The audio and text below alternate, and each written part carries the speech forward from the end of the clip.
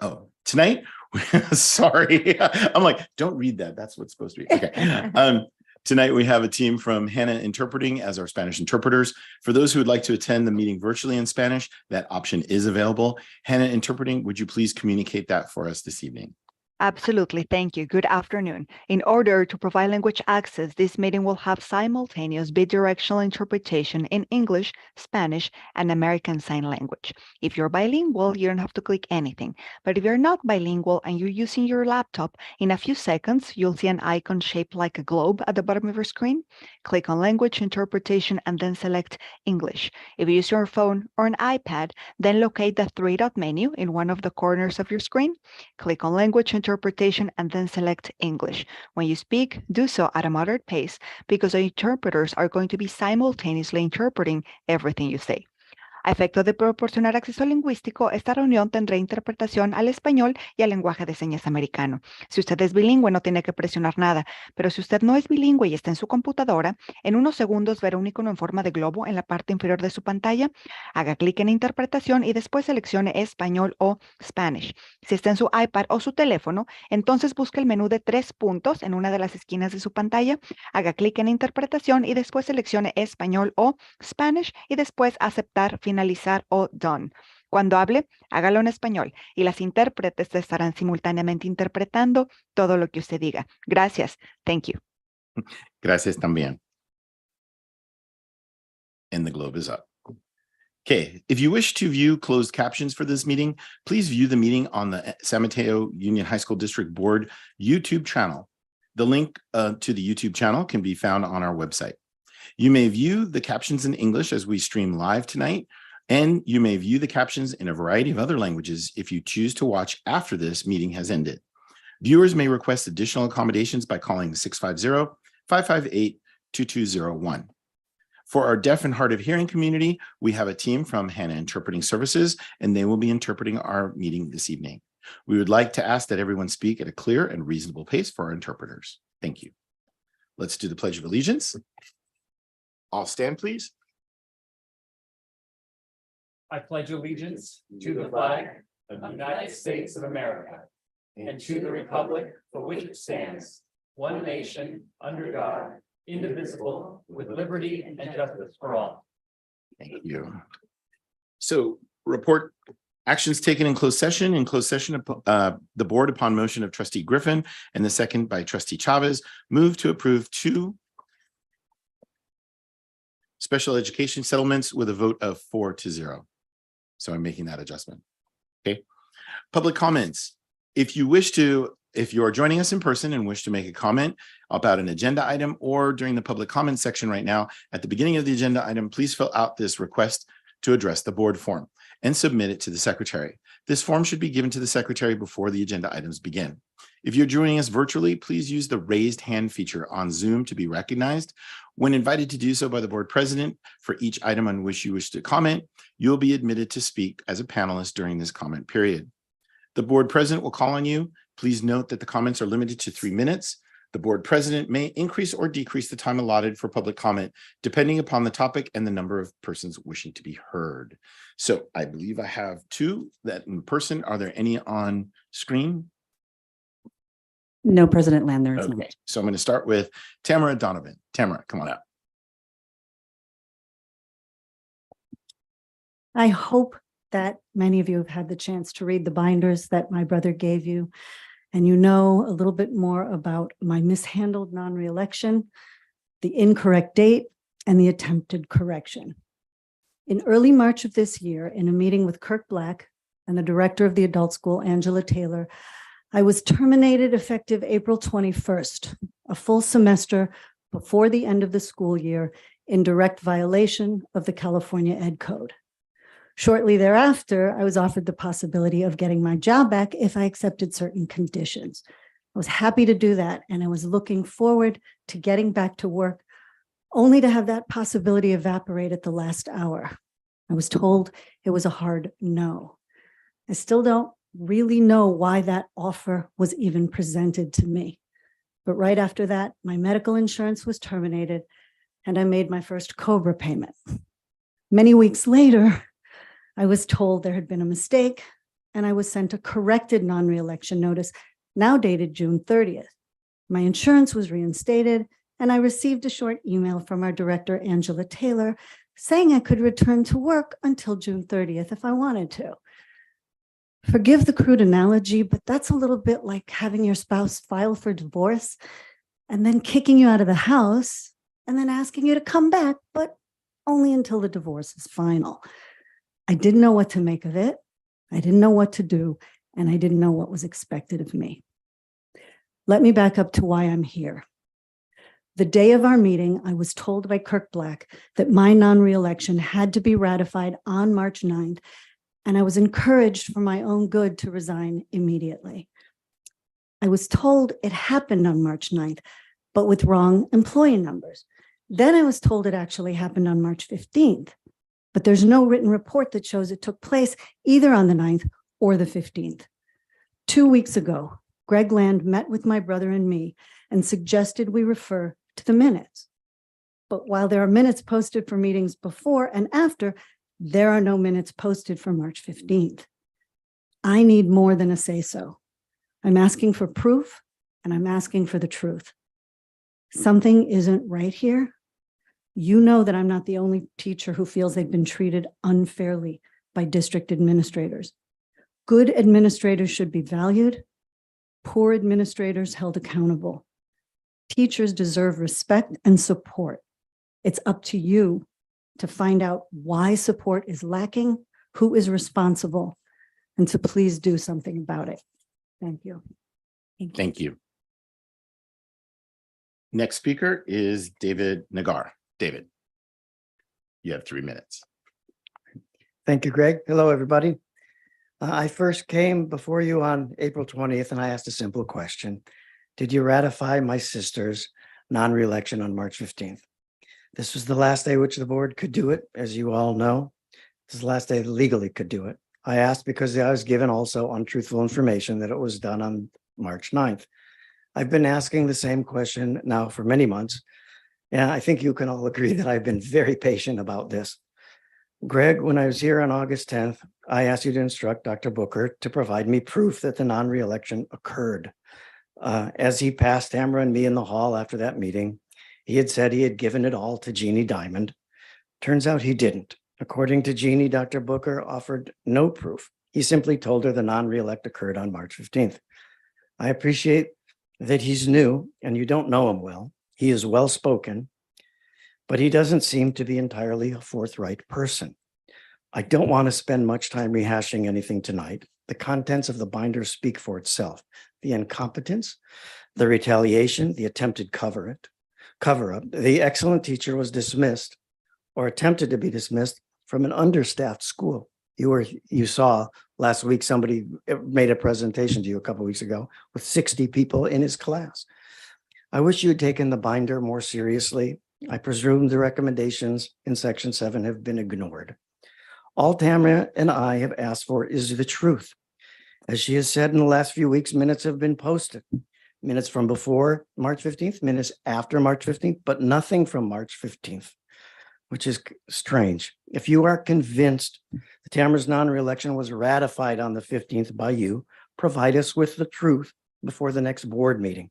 This should not take more than a few minutes for you to do. If the truth is Tamara's non-reelection actually occurred on March 15th, only two things need to occur. All the defamatory material placed in Tamara's personal file by Director Angela Taylor needs to be removed. And second, Dr. Booker's and Dr. Black need to provide Tamara with a written apology for the incompetent, clownish, and frankly outrageous manner in which her dismissal was handled. If I don't hear from you before the next board meeting, I will recommend to Tamara that she hire a lawyer familiar with the intricacies of school procedures and protocols for the express purpose of filing a lawsuit so that the documents can be subpoenaed and everyone who is in the room at the closed session on March 15th can be deposed under oath. A deep document dive would expose the truth. All it would actually take to confirm the ratification did not occur is for one person who was in the room on March 15th to say so. If hiring an attorney in the next couple of weeks becomes necessary, and the truth emerges that Tamara's purported termination was not ratified on the 15th, the Board of Trustees would need to discuss the extensive damages caused by the district's bad faith actions. All Tamara and I have asked for is for the truth, and we are going to get it with or without your voluntary Thank you. cooperation. Thank you. I hope you choose the Thank you. wiser path. Thank you. All right. Excellent. Okay, moving on to the next topic. It's governing board comments. Anyone wish to speak at this time? Either way, it's fine. Thank you. Excuse me. I'll start with a land acknowledgement that was created by the students of Cappuccino High School last school year. We acknowledge that our district lies on the ancestral homeland of the Ramaytush Ohlone. The Ramaytush are the original inhabitants of the San Francisco Peninsula, whose land was stolen from them and whose native language was lost because of Spanish colonization. As settlers on the stolen land of the peninsula, we should be, alongside the Ramaytush, remembering and honoring their ancestors and relatives. We thank the first people, the Ramaytush Ohlone, for taking care of the land we use now for education and activities. Our responsibility of caring for the earth is unique and personal to each of us, but should be rooted in allyship with the Ramaytush Ohlone, so we can work together to protect and preserve the land for future generations. I wanted to say welcome to our student board reps. It's very exciting to have you. We've been looking forward to this for a while, so this is great. If y'all need anything, you can always, ask us. We'd be more than happy to help. I also wanted to give a shout out to Eiko Michaud. She does the mindfulness meditation on Tuesdays and Thursdays. If people are interested, you should definitely join. It's at 5 p.m. and it's excellent. I also wanted to recognize Lucy and Jorge, and they are IT folks, and they're here at every meeting, and they do such a great job in keeping us all connected. So thank you. This is also Suicide Prevention Month, and it's Suicide Prevention Week. There are a ton of different just events happening, but like Star Vista and the county, they do have a lot of great resources. So for folks that are, that need that type of support or just want to learn about what's available, it's great. So yeah, so take the time to look that up. And today I was on online and I was watching the Board of Supervisors meeting, and they were talking about Project Home Key in Millbrae, a new development that they are, they're converting a hotel into like a navigation center, like a transitional situation for people that are unhoused. They are specifically going to have families and seniors housed in this building. There were a lot of really concerning comments that were made at the meeting that really bothered me, because some of those families are families of students that are in our district, and those students have to contend with housing insecurity every single day, which also brings on anxiety, depression, and can lead to thoughts of suicide. And so in thinking about all of this, it's so well connected. And just remember, when we do vote for things, when we are supporting certain things, that there are actual human beings behind that support and those decisions. So I just wanted to put that out into the universe to please consider that some of these people could be some of our students. Let's see, I have just a few more things that I wanted to mention. There's a family resource center that San Mateo County has. It's offering bilingual English and Spanish online trainings on bullying. There's one actually tomorrow at 6 p.m. The Commission on Disabilities we have a youth and family committee. We meet from 3 to 4:30 this third Monday of the month. And this month, we're going to have somebody from the Suicide Prevention Committee come and speak to us on services for youth. So if anybody's interested, it's all virtual. The Latinx, so we're a group of us, trustees and superintendents, created a speaker series for Latinx Heritage Month. Our first event will be this Friday, September 15th at the Performing Arts Center. And our guest speaker is Senora Sylvia Mendez, who is a recipient of, I believe it's the Medal of Peace. And also she was instrumental in desegregating schools for students that are Latinos. So it's free to the public. We're going to have some food. Celia's Mexican restaurant down the street are going to cater. And there's going to be the Alma de Mexico Ballet Folclórico as well. So if anybody's interested, please come and join us. Lastly, just remember that the fall's coming in, winter's coming in, people are getting sick. Get your boosters, get your flu shots. Yes, thank you. I have like 3 friends right now with COVID, so it's happening. And thank you to our interpreters. We appreciate everything you do, and our Spanish and our ASL. So that's it. Thank you so much. Thank you. Anyone else? Bob, go ahead. Welcome to our student board members. I did go, and I was actually looking. I told Dr. Black earlier, I went to the open houses. So I had a great time at Burlingame. I was lost apparently, and I sat through freshman orientation. And well, you know, it's an important, you know, and I don't want to get in along why it's important, because it's important for new parents. I mean, it really is a, you know, and they were very welcoming. They had ways to communicate, and they had taco dinner afterwards. But I did not stay for the taco dinner because I went to Cappuccino, and I was looking, I walked all over Cap, and Dr. Black was behind me, and I lost him in the traffic somehow, didn't see him. And I visited a whole bunch of classrooms, and, you know, and I just was like on a mission, because I finally closed out at Mills, and had 2 students from student government or leadership, and they took me over every square inch. Wow. You know, and I visited some of our faculty and saw the, you know, the new construction, the theater, the whole 9 yards. So it was just really good experience. So that's my report. All right. Trustee Chavez. Thank you.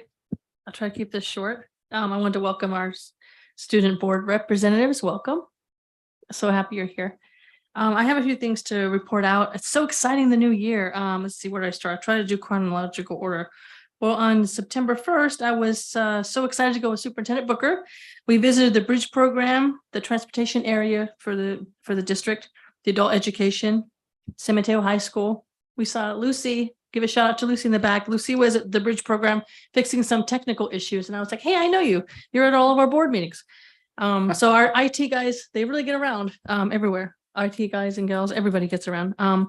The San Mateo High School that we visited, a lot of things at the high school. I was impressed with the biotech classroom, as I told you. I was like, this kind of makes me want to go back to school. I always think of biology as dissecting frogs and other things, but this was clearly biotech, which is completely different. So I was like, this is exciting. When I was in high school, we didn't have any of that. We had Commodore 64 was about it. And that was sort of pressing, you know, inching upwards there. And then we had our Citizens Oversight Committee. Mr. Yancey Hawkins was part of that. That was fun. The Citizens Oversight Committee spent almost 3 hours, just shy of 3 hours, visiting 4 school sites: Mills, Burlingame, Aragon, and Hillsdale. We took a school bus. We toured these 4 sites, and we looked at the construction and the upgrades. What's that thing called where they encapsulate it? I'm so baffled with all these names. Encapsulate something and you fix everything inside. But we also look at the demolished gymnasiums that we have, and they're gonna be amazing when they're built. So I had a great time, and I want to give a shout out to several parents that are on that Citizens Oversight Committee because they're volunteering their time and their effort and being part of that committee. So kudos to the entire committee. Back to school night. I didn't see you there, but I saw Dr. Kempke at Cappuccino with President Gomez and myself. I was only able to go to Cappuccino because I went to all the classrooms. My daughter attends Cappuccino, but there were so many students helping parents. Even myself, I'm like, I forget where building F is or H. Where's it at? I should know this, right? My second daughter attending Cappuccino, but it's great to have the students out there helping everybody. And then lastly, last week we had our equity advisory meeting. It was virtually. I think every other meeting, is that right, Dr. Kemp? Every other meetings is virtually, and then the alternate meetings are in person. But that was great. And I want to give a shout out to invite any parent or guardian or anybody that's interested in attending. We're always looking for more folks that are. It's every month. So it's also on our website, and it's a great time. So that's my report out. So thank you. Can I mention one last thing that I forgot? In terms of equity advisory, I'm glad you brought that up. If there are any parents that are interested in starting up the Black Parents Association, please step up, because last year we really didn't have any activity from that group. So it's very important. So please, if anybody's interested. Thank you. I have a report on that, but I'm not Thank going to you. give it right now. Okay. I mean, because I talked to Medina right before the meeting. Oh, great. Okay. Wow. Oh, I get a turn? All right. First, I got to say, I'm so happy to see you. We have been without student representation for a very long time. And it's just so great to see you and be a part of it. I know everyone here feels the exact same way, but I really want to emphasize how important it is to have you as part of our board. So thank you, and I'm glad you guys are both here. I do want to echo that the Latino Leaders Coalition of the Bay Area was doing the speaker series that Lehia talked about. I'm part of the group, but she's much more part of the group because she's doing more of the work than I am. Okay. But I want to say that I'm very proud of this group, and I'm glad that they're starting this off, and I hope you can join us.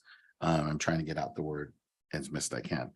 I'm also looking forward to our school community partner breakfast. Thank you, Superintendent Booker, for organizing this on September 26th. It'll be really great to get the partners together.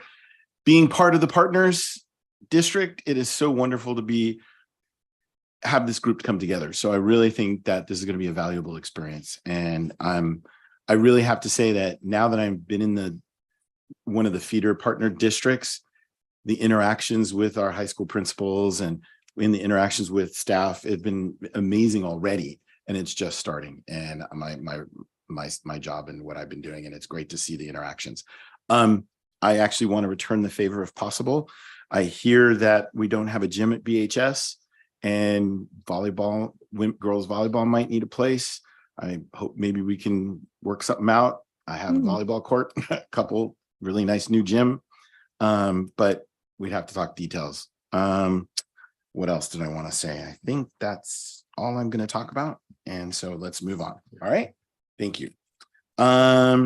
Moving on to recognition. It is the 15th is going to start National Hispanic Heritage Month. So I'm going to turn this over to Superintendent Booker. Thank you very much. So you're exactly right. National Hispanic Heritage Month is celebrated across the country from September 15th through October 15th. And tonight we have two of our student board council members, and just a little background here, and maybe our student board members might talk about this, but our student board council is made up of more than just the two board members sitting at the table to my left.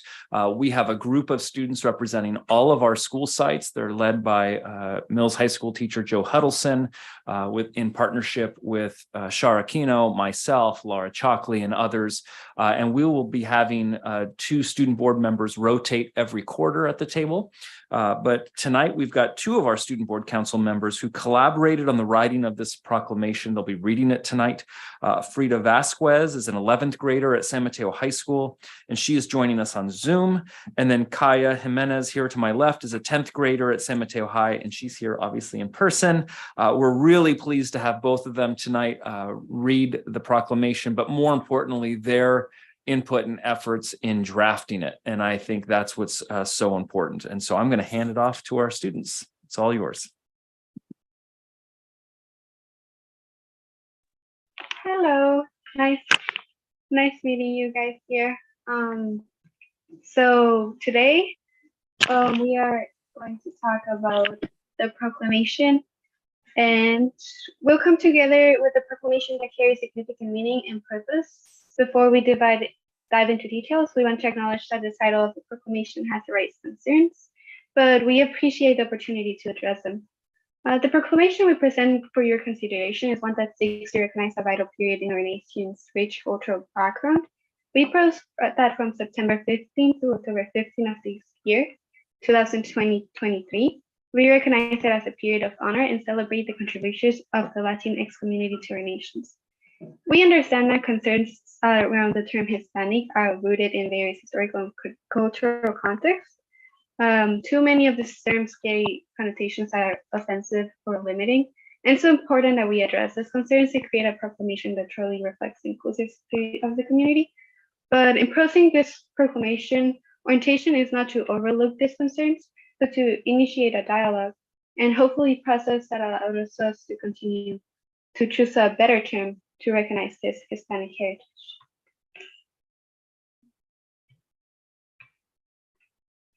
Okay, so I can start with the proclamation. Whereas National Hispanic Heritage Month is observed each year from September 15 to October 15 to celebrate the histories, cultures, and contributions of those living in America whose ancestors came from Spain, Mexico, the Caribbean, and the Central and South America. And whereas the month includes the independence days of several Latin American countries, including Costa Rica, El Salvador, Guatemala, Honduras, Nicaragua, Mexico, Chile, and Belize. And whereas the Latino community is exceptionally diverse and includes indigenous people throughout the Americas. And whereas the Latino community comprises the largest racial or ethnic group in the United States, with the largest population living in California, and represents 24% of the San Mateo country's total population, and 38% of students in San Mateo County Public Schools. And whereas members of the Latino community have made countless contributions to the United States economy and culture, serving in all branches of the armed forces as dedicated public servants and as leaders in education, healthcare, business and entrepreneurship, and other professions. And whereas the Heritage Celebration provides a wonderful opportunity to highlight the diversity of the Latino community and its many and rich contributions to both California and the United States. And whereas the San Mateo Union High School District has an important role to play in educating students and the larger community about the diversity of the Latino community and its contributions to the state of California. Now, therefore, be it resolved that the San Mateo Union High School District hereby commits to highlighting the rich diversity of peoples and histories within the Latino community over the course of September 15th, 2023 to October 15th, 2023. Thank you. Outstanding. Thank you both for that. Really appreciate how you did that. Well, let's take that on. It's a proclamation. So, Can I say something? Yes. Before we move on? This is why we need you all here. This is excellent. I think proclamations are really great because they acknowledge the history and they acknowledge a lot of the important parts of, whatever it is that we're proclaiming. But it is also important to follow it up with action. So supporting our communities, shopping at the stores, going to restaurants, supporting our youth clubs that are in the schools. There's been a lot of violence against immigrants, xenophobia, attacks on refugees and asylum seekers. And so it's important also to acknowledge that we need to do better. So in our family, a lot of us we're either first gen or we're ourselves are just first generation in this country. And so we all have a lot of different stories to tell. And so it's important to acknowledge those stories this month and always, right? But maybe, be intentional in sharing those stories with each other. That way we can understand each other a little bit better. The other thing too is supporting candidates that will push our community forward, and that will support our community and pass policy that will be beneficial as well. Even on our school boards across the nation, it's only like 2 or 3% of Latinos that are on school boards. And so it's also important to encourage folks to get involved in the process. So thank you. Thank you. Anyone else? I just want to take a turn. Even though my name doesn't reveal it, my Latino heritage is on both sides of my family. My Argentine upbringing and my Mexican heritage is very important to me, and bringing and mentioning that the diversity in the Latino community that is very diverse in the proclamation, I think is very important, because we don't actually all look alike. We don't have the same, it's such a big diverse group, and to acknowledge that is very important, especially in California. So I really thought that was awesome part of what you said. So this is a motion that a proclamation we'd like to have passed. So is there anyone who'd like to either say something more or approve the nomination? Okay, so Lehia makes a motion to move the proclamation, seconded by Trustee Griffin. So all those in favor, please say aye. Aye, enthusiastically. Any opposed? Hearing none, the motion is carried. Thank you so much for putting that I together. have two questions. Questions? So are we gonna get student board votes on these items? That's to the pleasure of the board. So absolutely, if you wish. For proclamations? Yeah. For Or anything as do it. honorary votes. Honorary votes. Yes.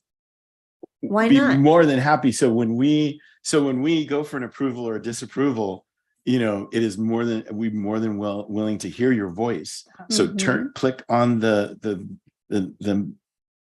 mic, and when we all vote yay or nay, you get to have a say in it, and we'll kind of go from there. Yes. Not to belabor the point, but the way the process used to work, the student board members would be called on during the actual discussions and be allowed to weigh in and to vote. And the vote was not an honorary vote. It was recorded in the minutes, I think. And it was never, well, it doesn't, go back. I mean, No, I can tell you, they're not elected officials. So well, no, I didn't say right that He it just was meant in the minutes. right in the minutes. Yeah, it should be recorded in the minutes, not that they are, Yes, that is true. okay, well, Yes. I'm just making sure, because Sorry. after all this time Bring it that we home. put the Bring thing it. together, I think we're bringing up a very and I important don't point. think we should We have. want your say, and it means Yeah. a lot to us. Yes. So Yes.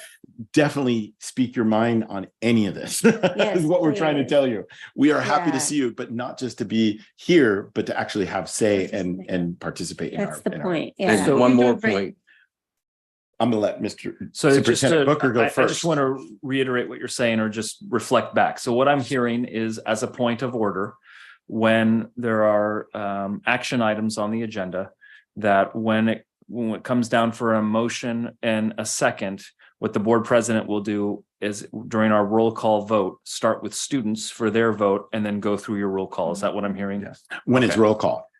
Yes. Yeah, and when Because it's not roll call- what we transitioned is all those in favor. Yep. And Yeah. please join us in the ayes or not, or the Yep. nays or the abstentions. And that's Great. how we do it. Okay. Thank you. I think, one moment. I think the one thing that we need to talk about is the comment that he made is in governing board comments. You're part of the governing board, and you get it. We used to do it by calling and starting with the students. Now we kind of open it up to anyone. That is your opportunity as being part of this board to say what you would like at that point in time as a personal privilege. And that's what was part of the governing comments. You're part of the governing board comments.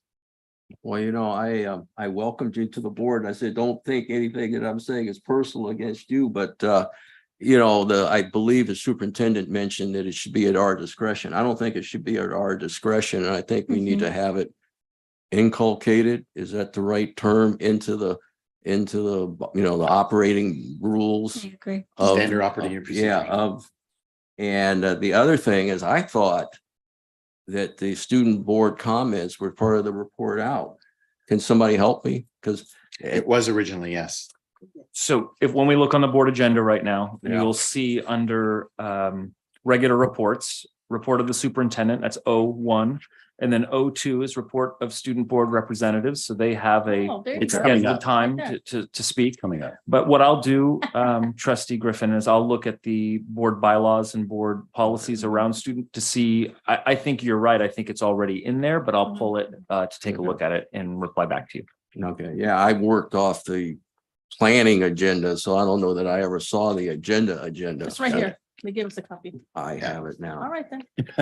Anyway, Points Thank you well for all taken. I your- think yeah, all your hard work. I Trustee appreciate it. Griffin, I'm appreciative because Trustee- what we're trying to say is Say thank you for discussing this because I want to make sure that they're involved. So thank you so Yeah. much for bringing that up. that's what we're trying to say. Yeah. All of us. Always. Okay. When all these decisions affect you, so you go Yeah. to school here. You guys. No pressure. All right, everybody. Let's move on. Did we vote Um, already? We still did. have a motion made by trustee Andrade Zuniga, seconded by Mhm. trustee Griffin for the proclamation. All of those in All of favor, those. please say aye. Aye. Any opposed? Hearing none, motion carried by the board. Yay, all right. Vote. Yay. All right, moving on. Consent agenda. Does anyone wish to pull any I would like items? to pull number 19, just to make a comment. Okay. Adult Center, got it. Second, anybody else? No, I know. She didn't make a motion. She just did a pull. Is there She anybody asked else? if I wanted to pull something.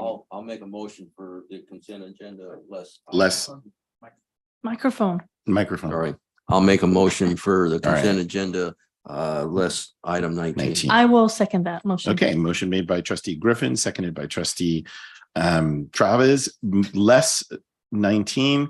All those in favor, please say aye. Aye. Any opposed? Hearing none, motion is carried. Now we go to number 19. Okay, number 19 is the San Mateo Union High School District Adult and Career Center Agreement for ESL classes at Bel Air Elementary School and San Bruno Park Elementary School District.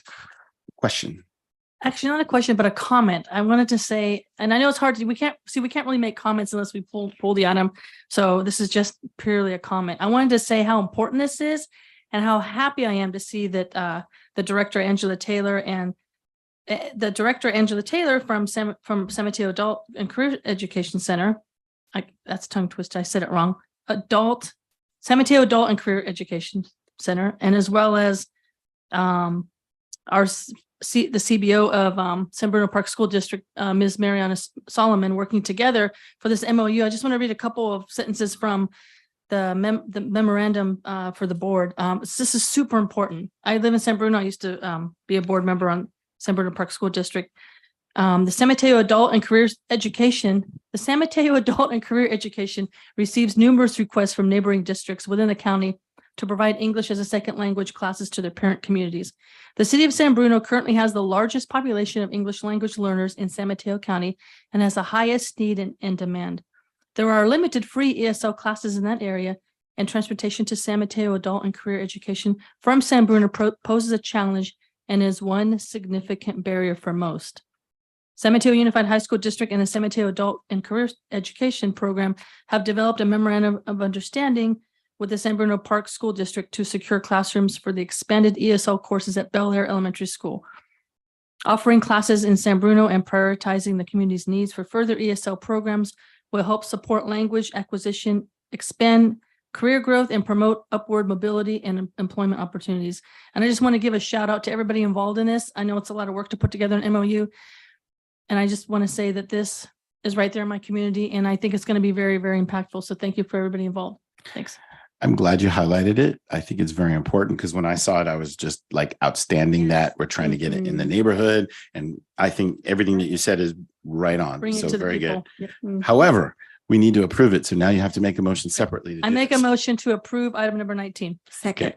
Motion made by trustee Chavez, seconded by trustee Andrade Zuniga. All those in favor, please say aye. Aye. Aye. Any opposed? Hearing none, motion carried. Thank you. All right, moving on to the next. I think we are doing regular reports. So the report of the superintendent. Superintendent Booker. Okay, moving on. Just kidding. I'm there. Sorry. All right. Good to see everybody. Happy September. We're in the kind of getting in the groove of school, which is really good. Really excited. Awesome back to school night. Really phenomenal. So glad so many of you got a chance to go. Really appreciate that. I know people, staff, families, all the student helpers really appreciate seeing you all there. Maybe you were wearing your little name tags, hopefully, maybe not, but it was really good. It was very positive. We're in the swing of fall sports, super positive, a lot of school spirit, all the things that, help kids and communities feel a part of their school site. I have a couple of announcements tonight. I'm going to start with Rosh Hashanah and Yom Kippur. I want to take this time to acknowledge two holidays in the Jewish calendar and their importance to the members of our community who observe them. This year, the high holy days of Rosh Hashanah are observed by Jewish people from sundown on Friday, September 15th through sundown on Sunday, September 17th.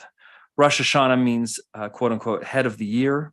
It is the Jewish New Year, and it is a time of inner renewal and atonement.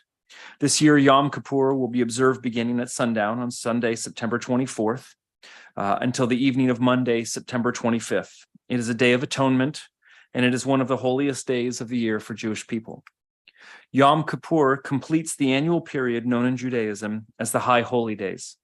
Students and staff observing these holidays may be absent on the days following nighttime celebrations, and we as a district will be supportive to the needs of these students.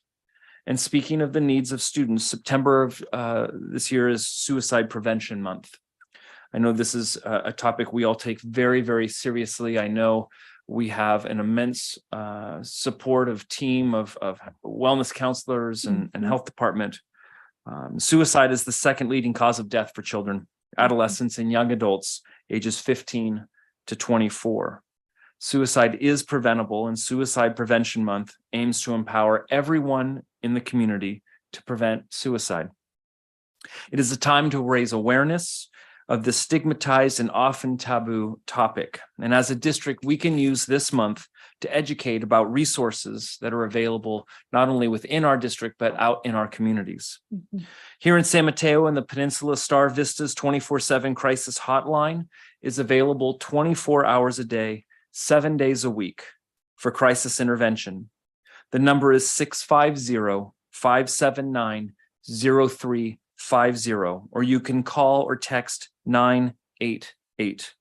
You can also text the word BAY, B-A-Y, to 741-741.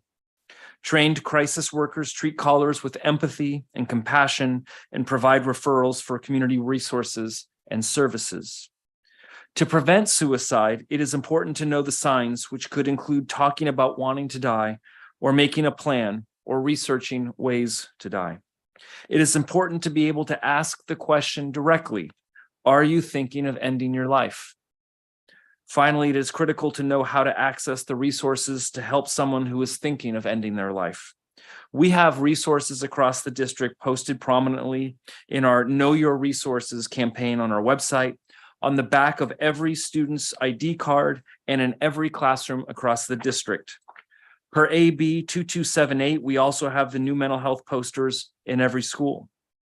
We are so fortunate in our district to have 39 mental health therapists who can also help members of our school community find the right resources. If you can't remember anything else, call or text 988. I really appreciate the opportunity to talk about this topic. The more we can talk about suicide and the resources available, the better. Sharing this information can and does save lives, and I encourage you all to pass it on. Awkward transition, but I also want to highlight a couple of other things in the district. So finally, I'd like to unveil the district's first ever annual report. It's called the Spotlight. You have it on your table. It's up on the screen. It's a year of student learning and success for the 2022-23 school year. I think it's important in our district, in any organization, to celebrate our successes. Yes, we need to call out the areas where we need to improve. And don't get me wrong, we have areas where we need to improve.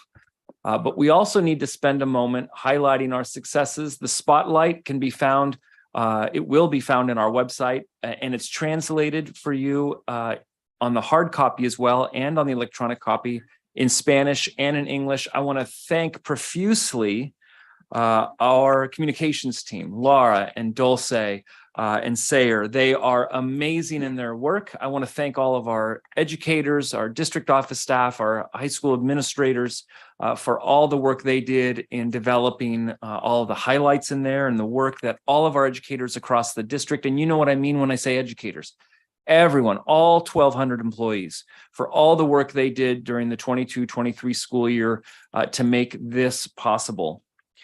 This magazine style publication encapsulates the district's achievement for the last year.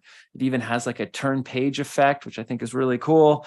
I'm proud of all that we're able to achieve. And I feel that this positions us at the starting line for all that we've planned for this year.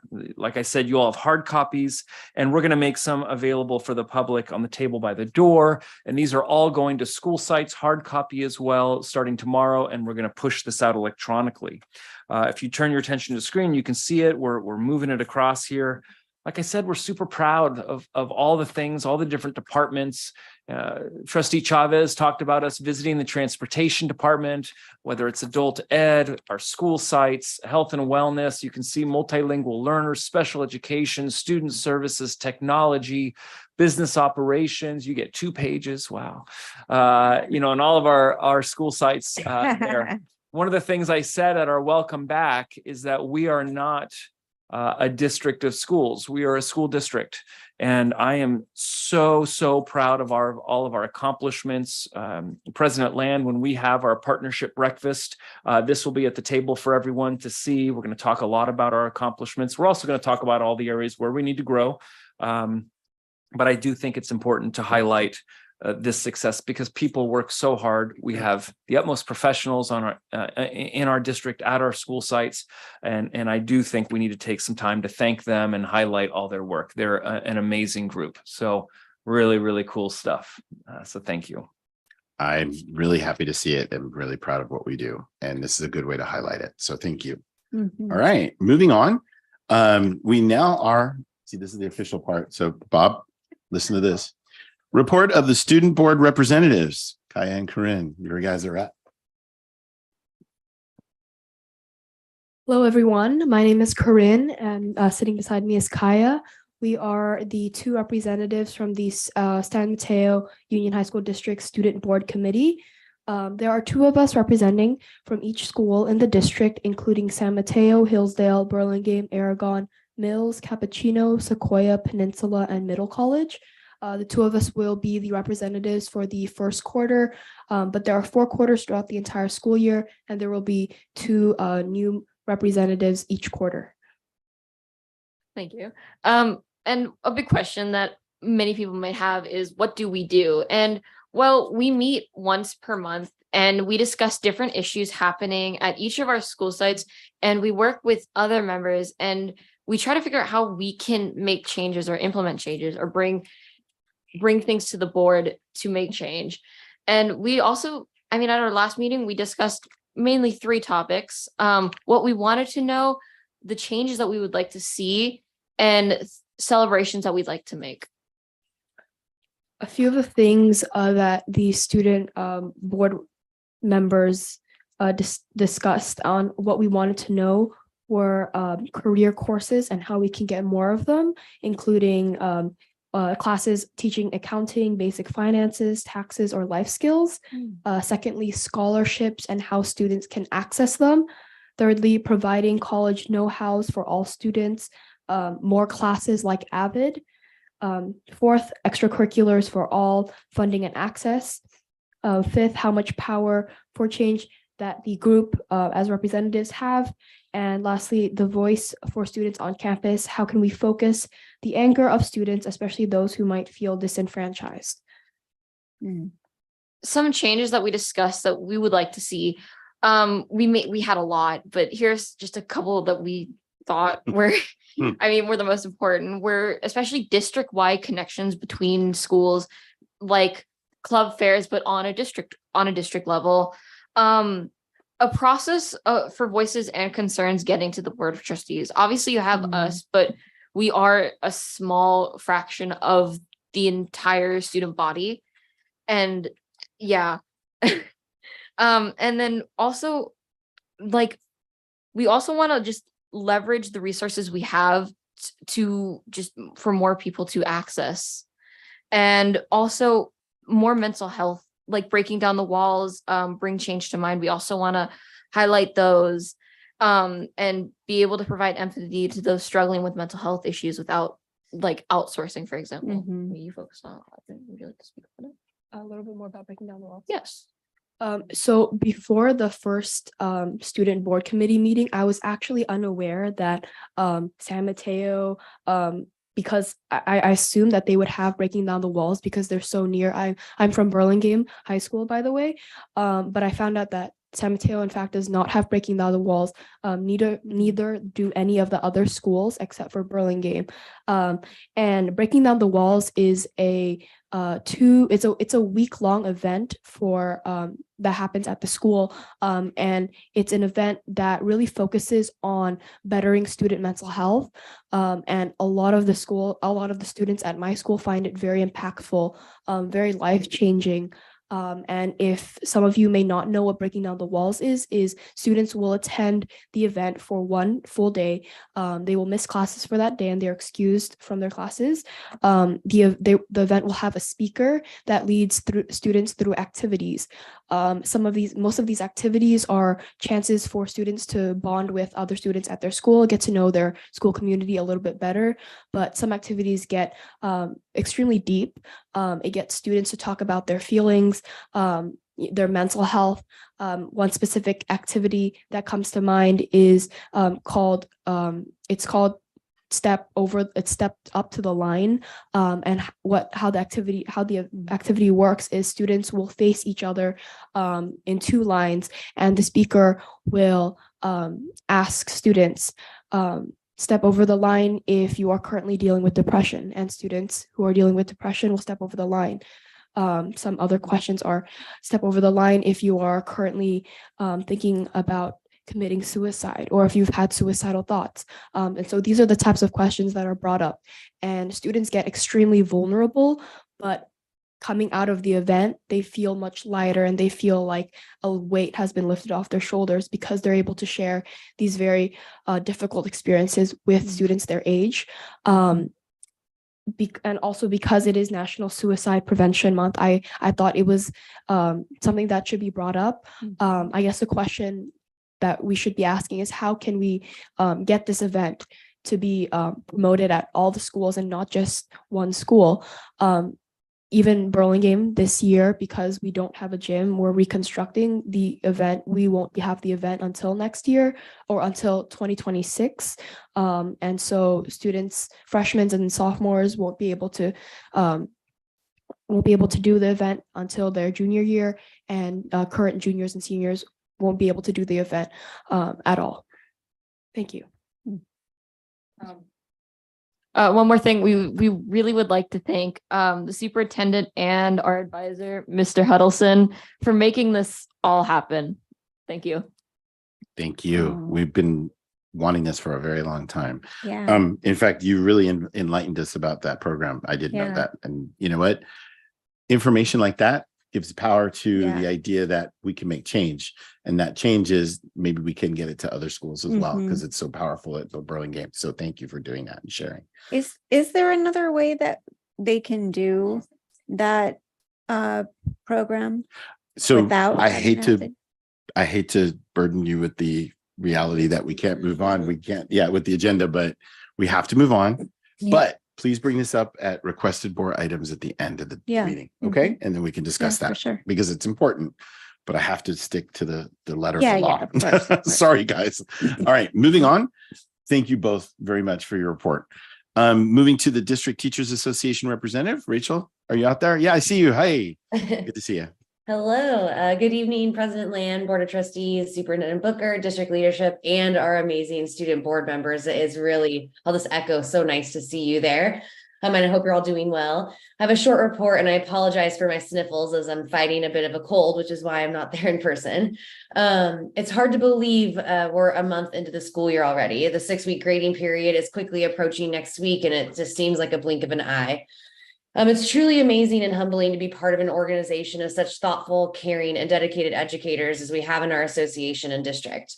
Our love and care were highlighted last week as our school sites hosted back to school night. I heard from many of our school sites the night was successful and full of community and joy. The further we get from the years on Zoom, the more normal the energy feels across our campuses. And although there are many aspects of our lives and work that are starting to feel like they did before the pandemic, we must not forget the collective trauma of our students, families, and educators that they experienced in the last 3 years. We must continue to center the students most marginalized by our system so that every student in our district can be successful and feel a sense of belonging. I look forward to continuing to facilitate our social justice and equity committee and collaborating with the district around hiring practices and other important equity priorities across the district that help push us towards equity and anti-racism. In official association business, we were hoping to celebrate the passing of our tentative agreement with the district this week, but due to the date change of tonight's meeting, we'll have to hold a celebration until your next meeting. Our official vote ends tomorrow evening, and we expect the TA to pass. And we look forward to that announcement and celebration. Thank you so much for your time. Thank you, and yay. Sorry, we can't do it until the next meeting. All right. Moving on, we are at the report of the CSEA Chapter 519 representative. Robin, I see you in the back. Come on down.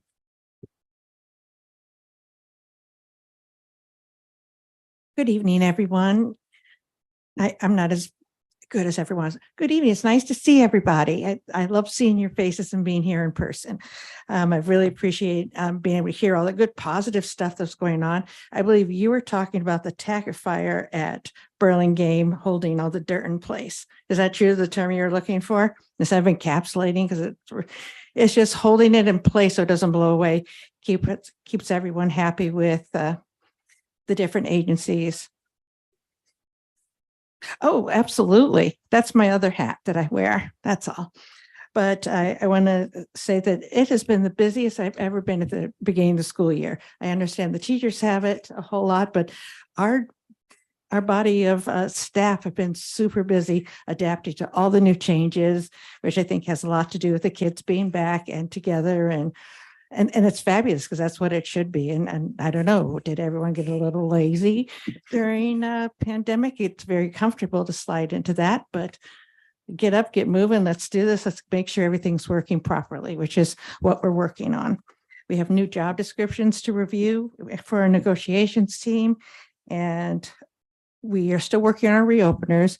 Our only stumbling block right now is career growth, because we want to have something for the classified staff so they too can be rewarded for getting degrees or whatever. But I won't get into that because it's too long. But I want to say I really appreciate the extra effort that everyone's been communicating with us. Randall and these two lovely gentlemen over here, HR and business services, because it's a big lift and keeping us all together. And the more we communicate, the easier it'll be for us to get to the next step. So that's all. We're going to keep working, and I appreciate everyone's effort in keeping communication open. Okay, thank you. Thank you. Thank you. And now the report of the San Mateo Adult School Teachers Association, Kira Mann, and I see you're online. Hi. Oh, you got to unmute. Sorry.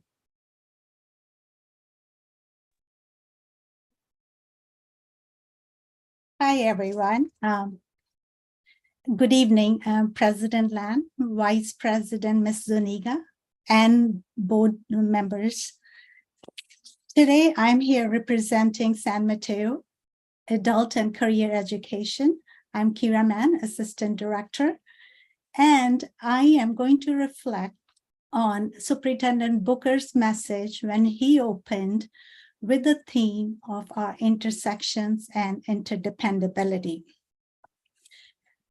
It gave me a time to think, how are we working as a collective with our intersections and our interdependability with San Mateo Union High School District?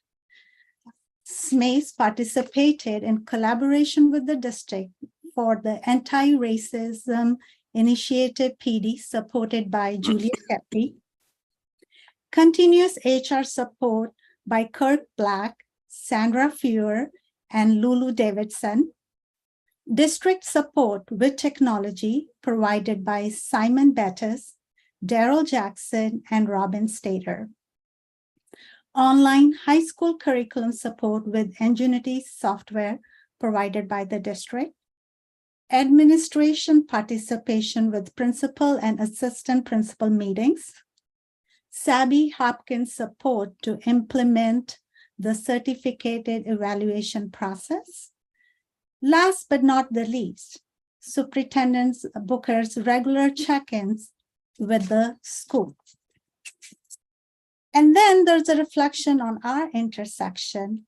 How do we connect? We continuously support the Bridge program. We continue to support 2 ELD transfers from high schools, aligning support to student transferring with IEPs. District transfers get priority enrollment, continuous support for our concurrent students, seniors who are short credit to graduate, continuous support for non-grad seniors, seniors who did not graduate but are within 15 credits to earn their homeschool diploma. As I continue to reflect, even being part of today's board meeting. So, we truly believe in Superintendent's message on August 14, 2023, that the why, because we are inherently believe that every student has an intrinsic value and is special. The what, every student graduates and every student thrives. The how, through a collective intersections and interdependability. So today he said, we are a district, and here is a reflection. So the next part is, what are we looking forward in this fall semester? On Friday, we have a job fair coming up in partnership with Job Train.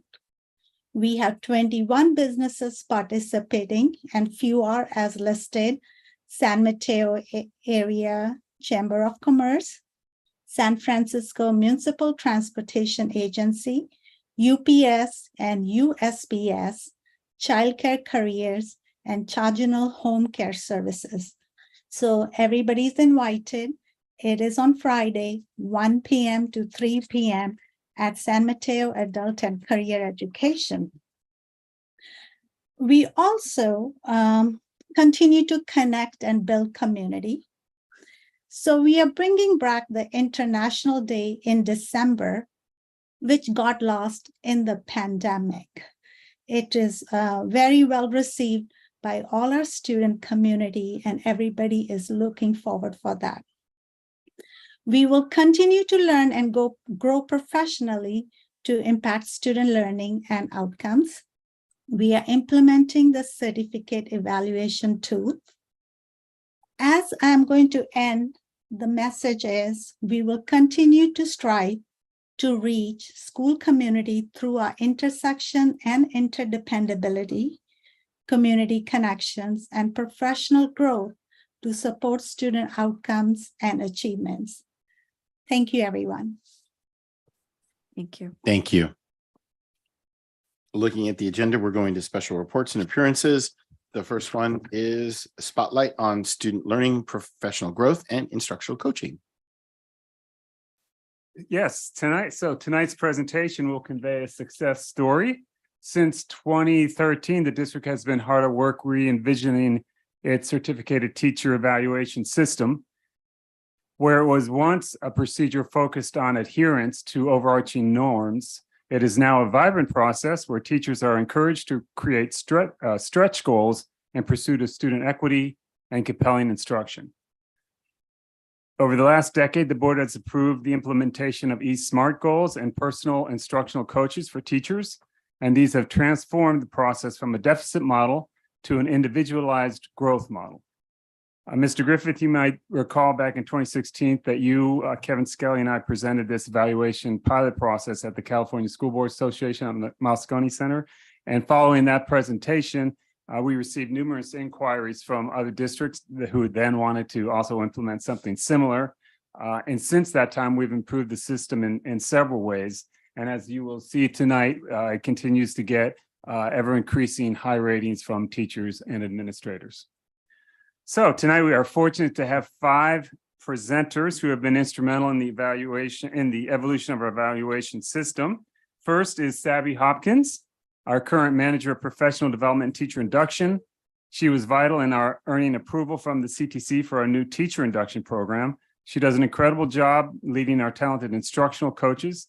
Recently, she oversaw the grant writing process that resulted in the district receiving the Classified to Teacher grant. And Sabby is tireless in her efforts to assist others to gain their highest potential, and she's leading the presentation tonight. Also is Michelle Fischera, who preceded Sabby Hopkins as the district's professional development and induction coordinator. She initiated the teacher induction program process with the CTC and led evaluation training for all of our administrators. Michelle has been an instructional leader in just about every capacity, from the school site to the district teacher leader, and from a teacher to an assistant principal. Many of our best practices came into being thanks to Michelle's vision and her ability to persuade others to adopt new methods for the betterment of our students. Vicki Daniel is currently a teacher at Aragon. She was one of the 2 district literacy coaches, which preceded and in many ways gave rise to our instructional coaching program. As a literacy coach, she encouraged teachers to make their lessons accessible to all students, and she has maintained that focus throughout all of her work. She was the chair of the joint committee with the Teachers Association that originally developed our current teacher evaluation system. She's been an exemplary instructional coach since the start of the program and is a highly sought after site and district teacher leader. Amy Mitchell is currently a Spanish teacher at San Mateo High School, and several years ago established the Spanish for Native Speakers program in the district. She began her coaching work as an induction mentor at San Mateo County Office of Education before joining the district's inaugural 2014 instructional coaching team. She was and still is an essential collaborator in the development of our teacher induction program. And Rachel Mack. Rachel Mack has been a school counselor at Mills for the past 12 years, and she became our first school counselor coach in 21-22 in response to the district's increasing the number of new counselors at our school sites.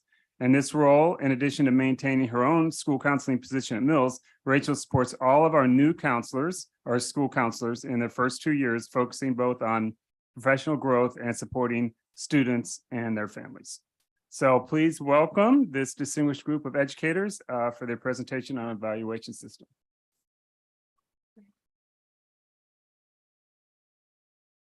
Hello, good evening, everybody. We are proud and honored to be here tonight to talk about our instructional program. Just briefly, we're going to talk briefly about our current program. We gave surveys to our teachers and instructional coaches. We do it every year, but we're going to be presenting our analysis from years 2018, 2019, and then also from the year 22-23 post-COVID. We're going to talk briefly about the challenges and the ongoing ways that we need to improve, and then also opportunities for growth. And we're going to end with our surprises and things we've learned over the years. Our current program has 24 instructional coaches across all sites. The coaches are given embedded time within their schedule. So for each period that we have for instructional coaching, we are working with 5 teachers at the site. We work with teachers on through what we call the coaching cycles. And there is one smart coaching cycle, which we are all going through right now. And that's where we do sort of some exploratory observation. We get to know our teachers and we set our goals. And then we have 2 more cycles in the fall and 2 in the spring. And I will be talking about what those mean. And then we are lucky enough to receive ongoing professional learning for the instructional coaches and also for the induction mentors. These are run by Sabby. And in those professional development days, we review research, literature, we do a lot of role play, do consultancy protocols, and we practice being coaches. Part of what we got out of our surveys, we got some qualitative data, but we also got subjective responses from our teachers. And we wanted to highlight some that we felt encapsulated some of the real positives and the real value of our programs. I'm going to read this one to you. I love the cycle of coaching and the evaluation process. I found that my coach was very knowledgeable and sparked deep, reflective conversations and creative lesson planning. Because we are so busy in our lives as teachers, we don't always have time to do deeper thinking about our teaching with another person.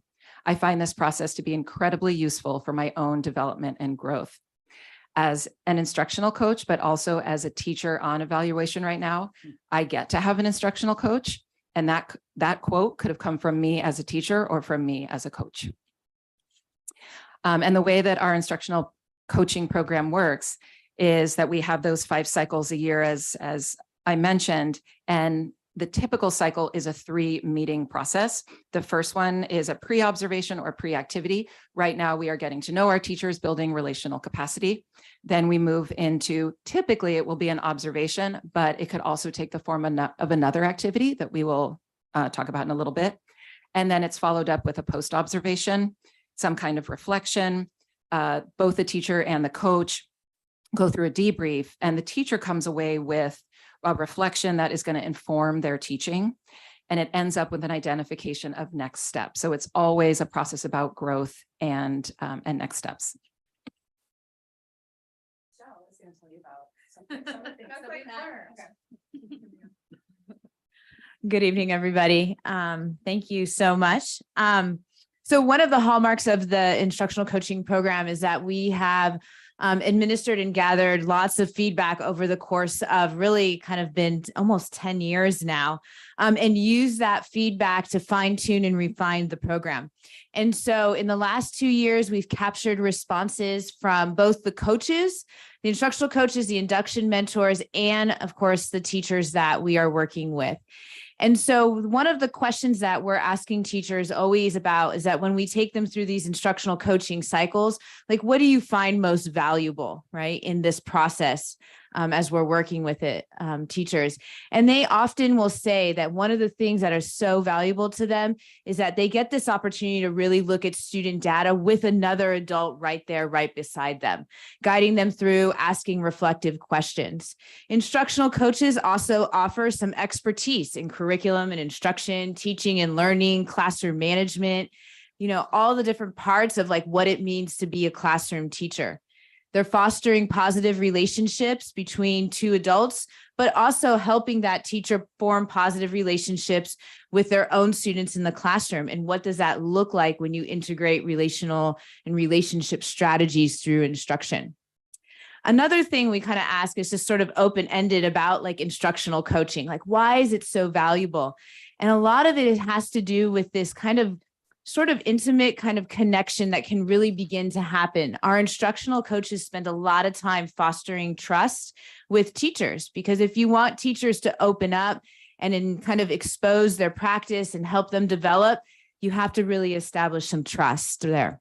And so our coaches work kind of almost weekly. It's weekly, every other week, in people's classrooms, getting to know one another and really meeting teachers where they're at. And I think that that is one of the key things, is that our coaches are working through their professional learning, through their own reflection, and thinking about like, where are our teachers at in their practice? What is their goals? What are their needs? And how do we begin to align what they need with where they want to go, right? And I think that that is what helps make some of what we're learning from the survey. I think it's confirming that when it's relevant, when we meet teachers where they're at and focus on their unique needs, that's where that relationship really gets stronger and the coaching really takes effect.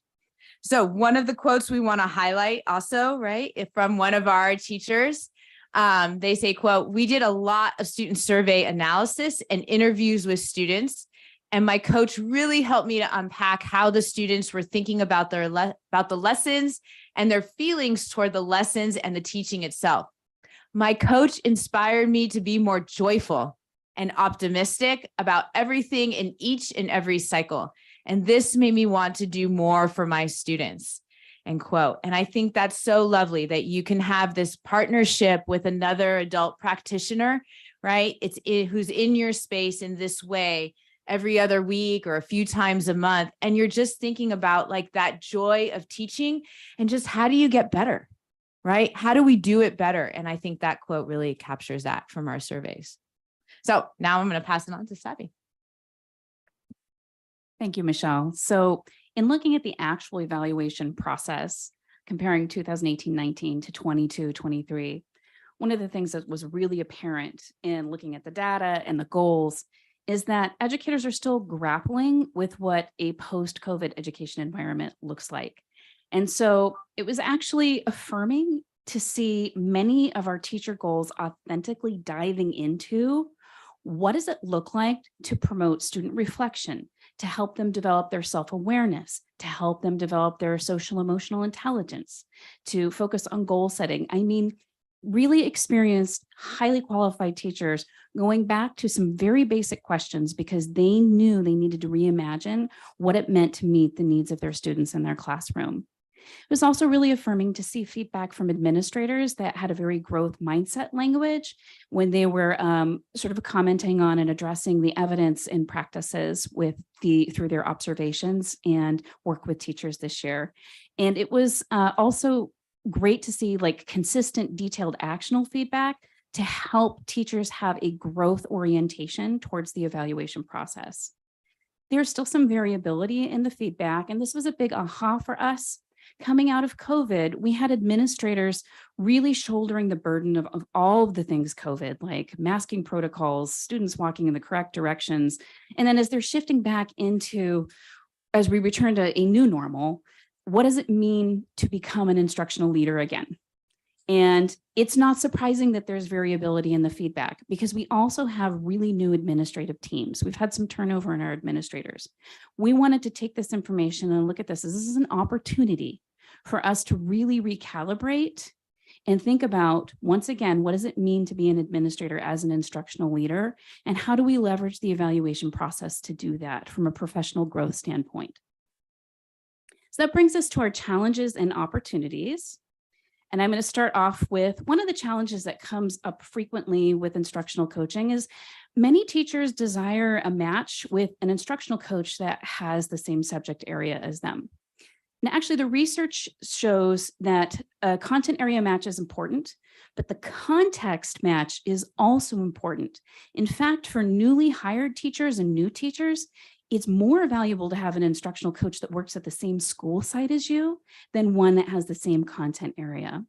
And that's because they understand the school norms and cultures and like the things that they need to navigate. So an important programmatic decision made structurally is we prioritize school site context over subject area.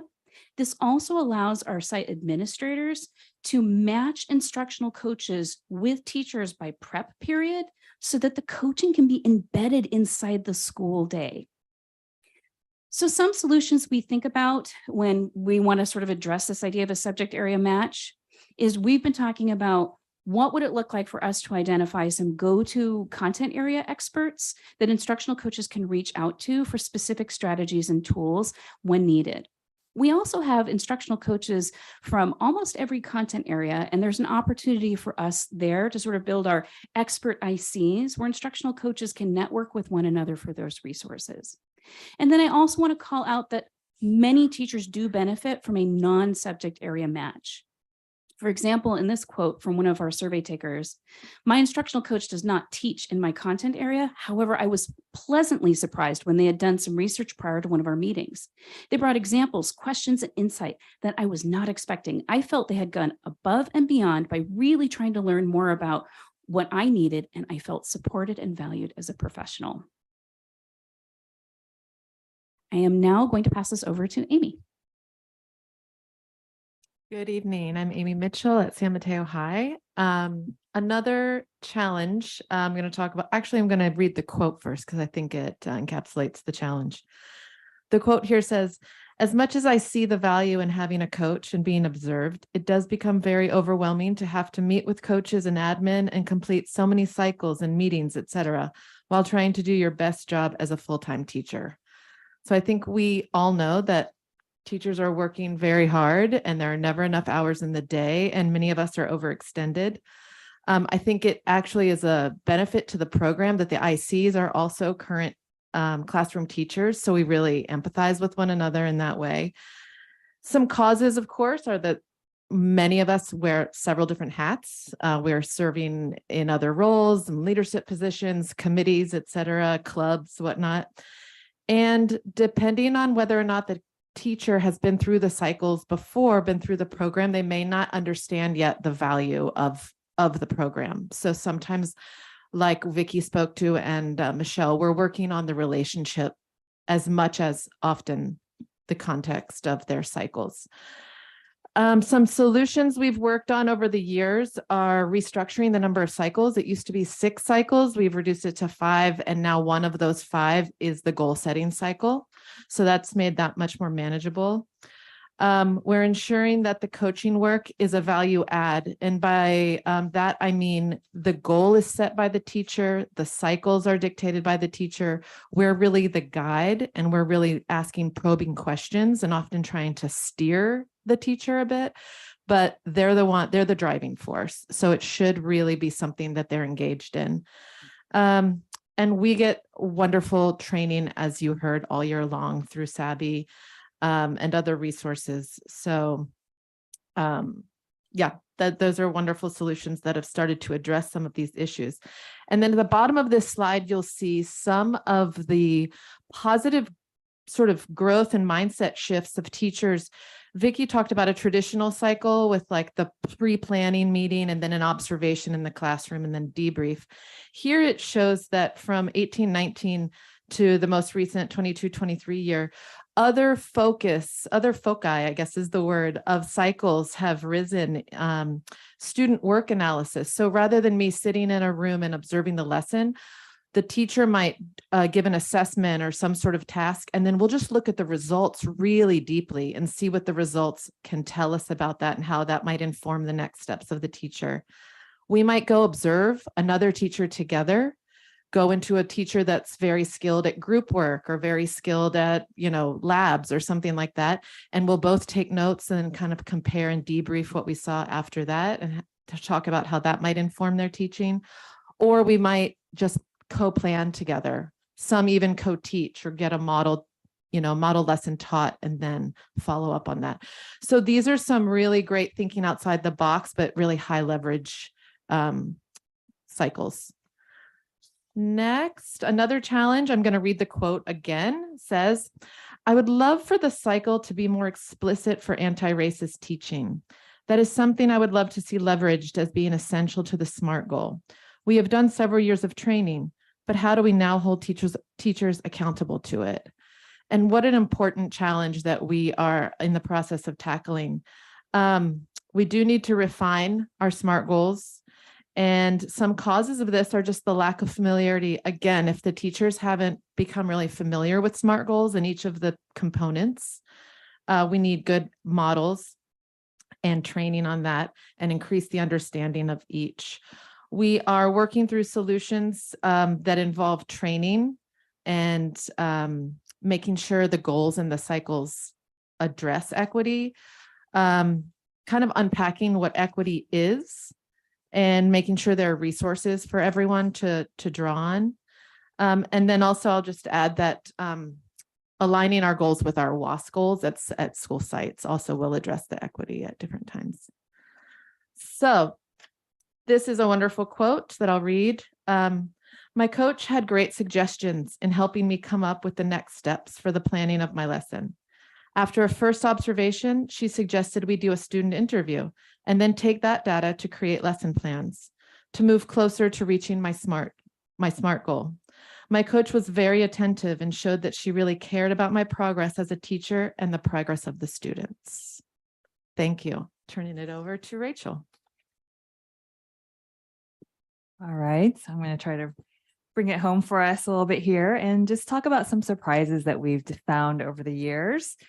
So first of all, instructional coaches have actually typically rate themselves more critically than their teachers do. And I think maybe part of it is just who coaches are as people, that we're very, we have a growth mindset and we're always pushing ourselves to do better. So that has been one surprise. And another surprise is specific to coaching for school counselors. So as mentioned earlier, I actually, along with Lisa Laux, coach new counselors in the district.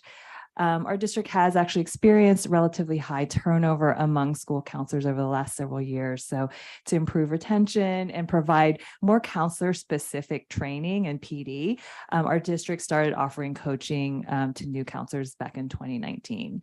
And 100% of our new counselors surveyed last year really reported very positive just sort of outcomes. They felt like it was really effective in contributing to their skills, and especially for some of them who are just new in the profession. So I'll just quickly read a couple of quotes from the counselors. My site has new administration leadership, and my coach provided support in navigating some of the challenges and relationship building. I've struggled with work balance and feeling burnt out. My coach normalized and encouraged ways to sustain myself. And another counselor wrote that it makes a difference when someone helps provide some guidance as you enter the profession. There are many collaborators along the way, but having a dedicated coach is powerful. So I'll turn it over to Sabby.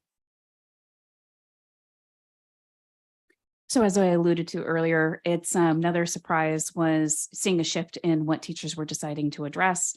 One of the things that came up is that the CSTP, the California Standards for the Teaching Profession, and generally CSTP 4 and 5, which have to do with formative assessment and using assessment to guide instruction, are considered some of the more challenging standards. But we've definitely seen a shift to teachers going kind of back to CSTP 1, 2, and 3, which have to do with, how do you support all learners in the classroom? How do you organize your subject matter? But when you look at that data and then you also look at teachers' SMART goals, it's clear they came back from COVID being really intentional about what does it mean to reinvent myself as a teacher in a space to meet the needs of my students. And another surprise is the positive feedback on working with instructional coaches has increased since 2018, 2019. The number of positive comments, appreciations, an ability for teachers to identify very specifically the ways in which their coaches are helping them have improved across the board. And then I'm going to end with this final quote: having an instructional coach makes the evaluation process so much more enjoyable, but also helpful to my growth as an educator. And just a quick shout out, I just want to acknowledge once again, Michelle, Vicky, Amy, and Rachel, who all came out tonight. I value them so much. And it is a privilege for me to be able to work with them. So just an additional appreciation for them and their hard work. And then any questions? This is for you. Thank you. I'm going to open it up to the board. Anybody want to comment or questions? I'll go. First, I just want to say amazing job. Being in the profession myself, I really appreciate all the work that you're doing and how it's going. And it's just very intentional. I love the emphasis on the engagement and what's coming back post-COVID. I think you're really articulating some things that need to be said. And I just want to say thank you, all of you. It was just outstanding. The one question I do have is regarding administration. You kind of alluded to it several times where it's like, they almost need coaching in the sense of that open feedback, because again, we're kind of stuck as principals. We have to evaluate, but we also want to be constructive in that evaluation and with that feedback. So how do you coach them to be open in their feedback and open into, but they also have their job of, I have to do evaluations and I've got to fill out the paperwork and all that. So how does that work? And how do you feel about it? And what can we do? It's such a great question. And it's so important. And I want to acknowledge it's also administrators are incredibly busy. Yep. And so when you think about what does it mean to provide them with learning and support, it has to be very targeted, very meaningful, very timely. And so we actually began our first leadership meeting with our assistant principals and leadership and principals of the year. And we worked a little bit on calibration, revisiting the we call SMART goals, our equity piece of our SMART goals, and giving them chance in their team to re-norm over what the expectations were around instructional leadership. So we've begun and we'll be revisiting it throughout the year. Outstanding. Anyway, thank you very much. Really appreciate it. Anyone else? Yeah, I wanted to say thank you as well. This was very thorough, and it's really interesting just how forward-thinking this district is so much. I don't remember who said it, but we're always trying to do better. I think it was you. So That's excellent. What have been some of the most challenging pieces of this? Even, after everything that you've just presented, and what have been the most rewarding? I would love if any of our coaches who've been coaching for a while, you want to talk about, because this has been a process. I mean, I can take it, but I think you have things to say. I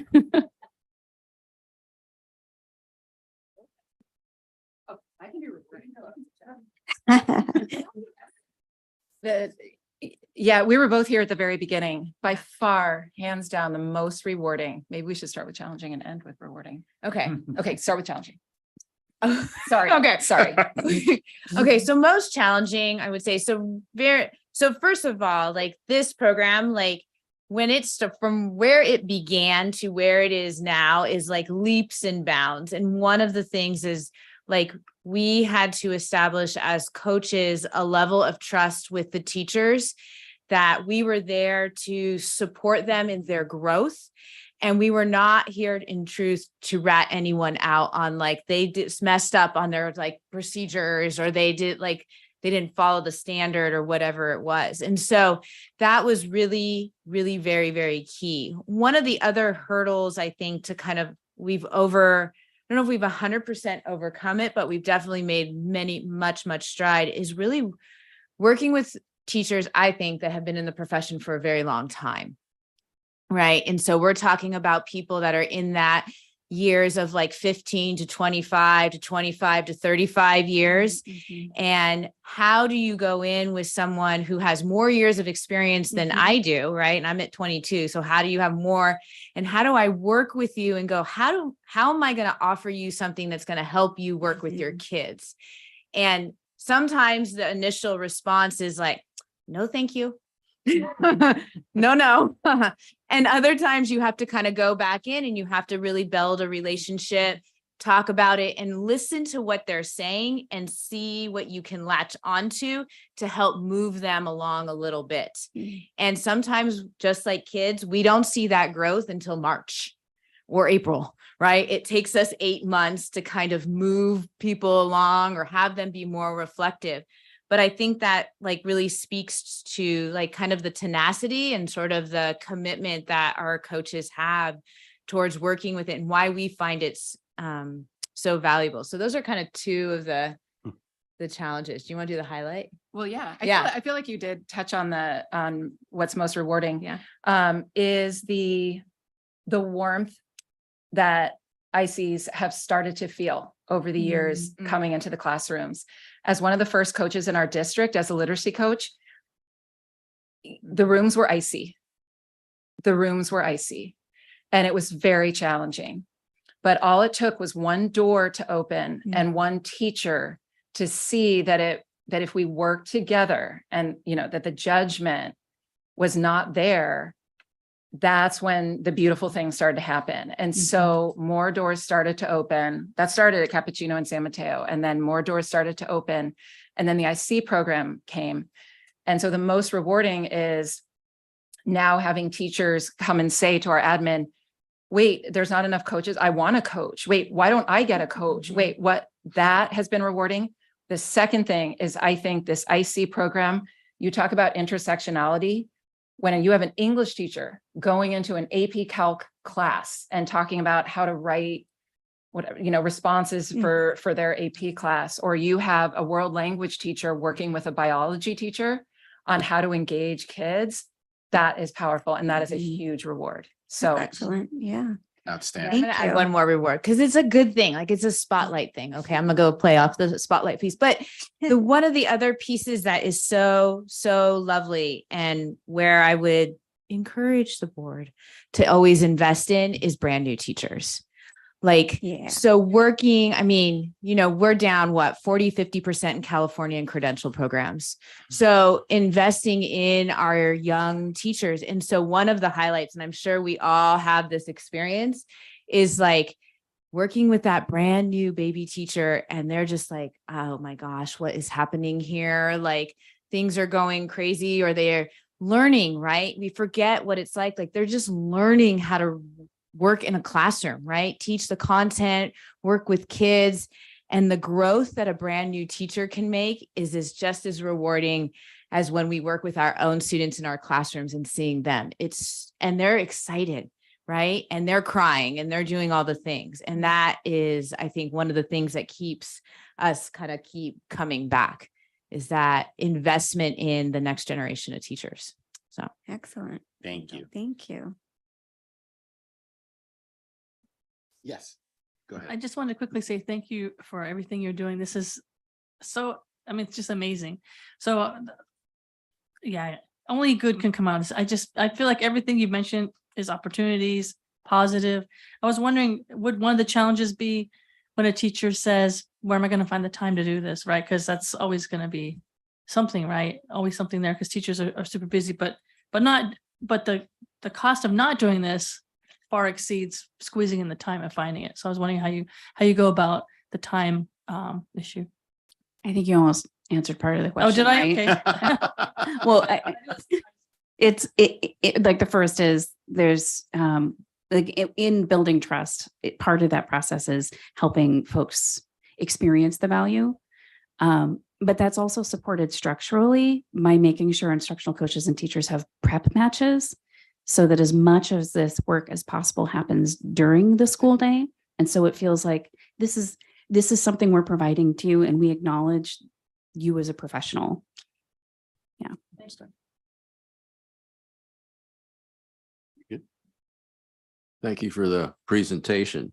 And I had a couple of questions, and one of them actually had to do with one of the challenges. And I could see that experienced teachers could have a really difficult time accepting.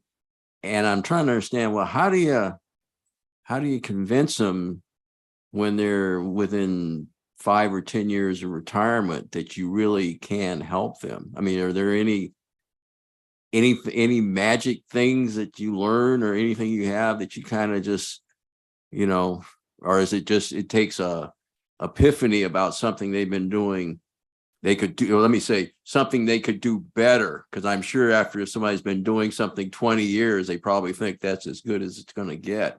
So I think I'm just curious, because I would think new teachers probably want it, soak it up like a sponge. Experienced teachers, I've been here, I know how to do it, that kind of thing. I think you're asking for a secret sauce. Yes. Nicely put. You want to add, Amy? Yeah. I would just say we always center the students in our conversation. So if somebody's like, what box do I need to check? Like, well, let's get on with this. I think the conversation is more about, what do you like about teaching? What do you hope your students get out of your course this semester or this unit or this year? And once they can, and if a teacher's been doing it for 20 plus years, they know what they want their students to achieve. So all of a sudden, if they say, I want them to learn X, Y, and Z, well, how do they best learn? Well, what do you think they need more of? What do you think they struggle with the most? And once they can articulate some of those, then in best case scenario, then you can hone in on like, well, let's talk about them then. If you want them to develop better communication skills, what kind of ideas do you have? And then you just are kind of drawing it out of them. But it's never about, you're a good, quantifying or qualifying their teaching, because they're good. They've been doing it a long time. Please. But data speaks loudly. So if a experienced teacher says, yes, I want my students to learn X, Y, Z. Okay, how can we figure out that all of your students are getting X, Y, Z? We are trained to collect data, and then often we'll focus on, let's say, 5 students, 6 students. It could be language learners, it could be something else. And that is very eye-opening for them. So when you put that data in front of them, those experienced, thoughtful teachers will go, okay, so let's see. Yes, the majority of my kids are getting this. These aren't. Right. How can we address that? If 85% passed, what about the other 15? What do they need? It's a great point. Yeah. How do you, in terms of this, is a question on counselors and observations. Oh, there you go. I can kind of envision classroom observations and how that might work. But in terms of consular observations, how does that, is it just sitting in on something, or is it going through records, or what is it exactly? Yeah, so counselor coaching and mentoring looks a little bit different than teachers. So usually counselors will select a goal for the year, like a growth goal. And it's true that it's not always something that can be observed. Sometimes it is. Sometimes they do have, because counselors also provide classroom instruction. So sometimes we will go in and observe counselors during their presentations. But it is a lot more about mentoring and training and providing specific skills that are new. Even for counselors who are coming in new from other districts, like each school, each district has its own policies, procedures, its own culture. And so there is, so I tend to provide a lot more sort of training. We meet monthly together as well with all the new counselors in the district, and then teach them about alternative programs, different things. So it is a little different, but it is more like a mentoring relationship. Yeah. Thank you. One more question, and it has to do with the slide. It had variability and feedback. And I'm trying to figure out, does that mean the wide variety or the way one evaluator might view a circumstance versus how somebody else, and you want to narrow the, or maybe have a rubric, if for lack of a better term, so there's consistency there? What is? Yeah, I think you did a good job answering your question. Sorry. Good job. Okay, I'm with you. Nice job. No, but it's just a matter of, I think when you have a principal that's worked with assistant principals for a while, they have opportunities to have conversations on a regular basis around what is instructional leadership, what do we want to see at our school. Like that time became fractured with COVID, and administrators didn't have opportunities to have instruction focused conversations. And so now we're in a space where we have that time again, but we have new teams, and they just need to come together and literally have conversations about, if we are looking at this California standard for the teaching profession rubric together, let's all agree, what does a 3 mean? What does a 4 mean? And these are the conversations they just haven't had the opportunity to have. Yeah. Well, thank you for the presentation. I appreciate your responses. Yeah, and you've had so much positive feedback. This stands for itself. I think that folks reading this would want to contribute and participate, right? I guess I answered my own question there again, huh? They're lining up for us. Yeah. I just want to say, all of you, in the way you've talked today, has been very reassuring as an educator and one who has to evaluate. It's just really confident, like all the strengths that you had is just amazing. I do have one last question. Is there a nut that you haven't been able to crack? You know what I mean? Yeah, the secret sauce didn't work, or, because, and that's just a question, it was prompted by something that I was listening to the exchange, and I'm like, is there one that's just been? I meant a teacher. Oh, that's not fair. No, and I didn't mean it. And that's why, because it's, again, if you have a circumstance where it's just been so hard, where it's just, you didn't get through, is what I mean. That's kind of what I'm talking about. Comes down to, like, one of the most fundamental principles of adult learning theory is adults have a problem-centered orientation to learning. It needs to be relevant. And that's, if you can only meet people where they are. Right. And part of the instructional coach's job is to find out where they are so that they can help identify what is going to be the problem-centered approach that we can take to help you grow in the way that you want to move on the path that you're on. And I think that was well said. I guess my question came from the idea of, is it so hard in some circumstances where you've tried everything and it's just been frustrating, or you've tried many different avenues? That's kind of where I was going, just because, but you're right. It's like, learning comes from where you are and where you're at, and then moving them from where they're at. So I get what you're saying. That's for kids too, right? Right. Absolutely. We were just saying in our 8 years, maybe one. Okay. And that's kind of what I was, I just wanted to know, just the curiosity, because it's like, it's challenging. And like you said, there's an evolution that's happened. And you really, I think that's so positive to hear. Like, it didn't start out this way, but over time, trust has been built, and that has really made the growth. So kudos to all of you for that. It was kind of just a random question, to be honest. It wasn't like, oh my God, I want to know the details. Give me the tea. Okay, who's the one? No, I'm just kidding. I have one For so last long, question. teaching's been very lonely, right? Right. Like, you're at Yeah. level, so we really offered a space for sharing, and Yeah. most teachers are very receptive to that. Yeah. Yeah. No, anyway, thank you so much. I think we have one more. I have one last question.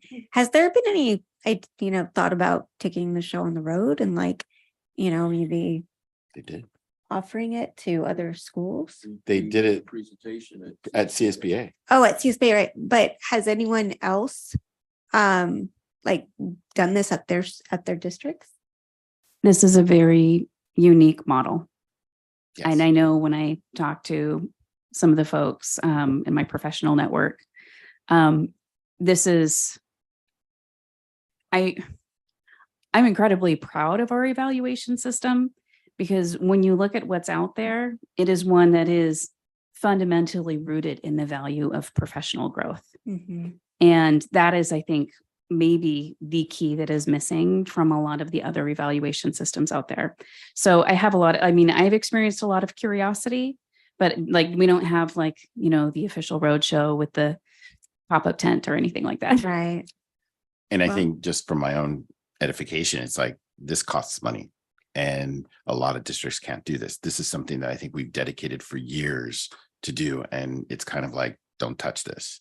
And I think because of that, we've made a huge impact over years. Something like this doesn't happen overnight. It happens over years, like you've said, and you've developed it in such a great way that I really value what you have. So thank you. Thank you so There's much just for so doing this much for our district. There's just so much need all over for the retention of teachers, for the recruitment of teachers.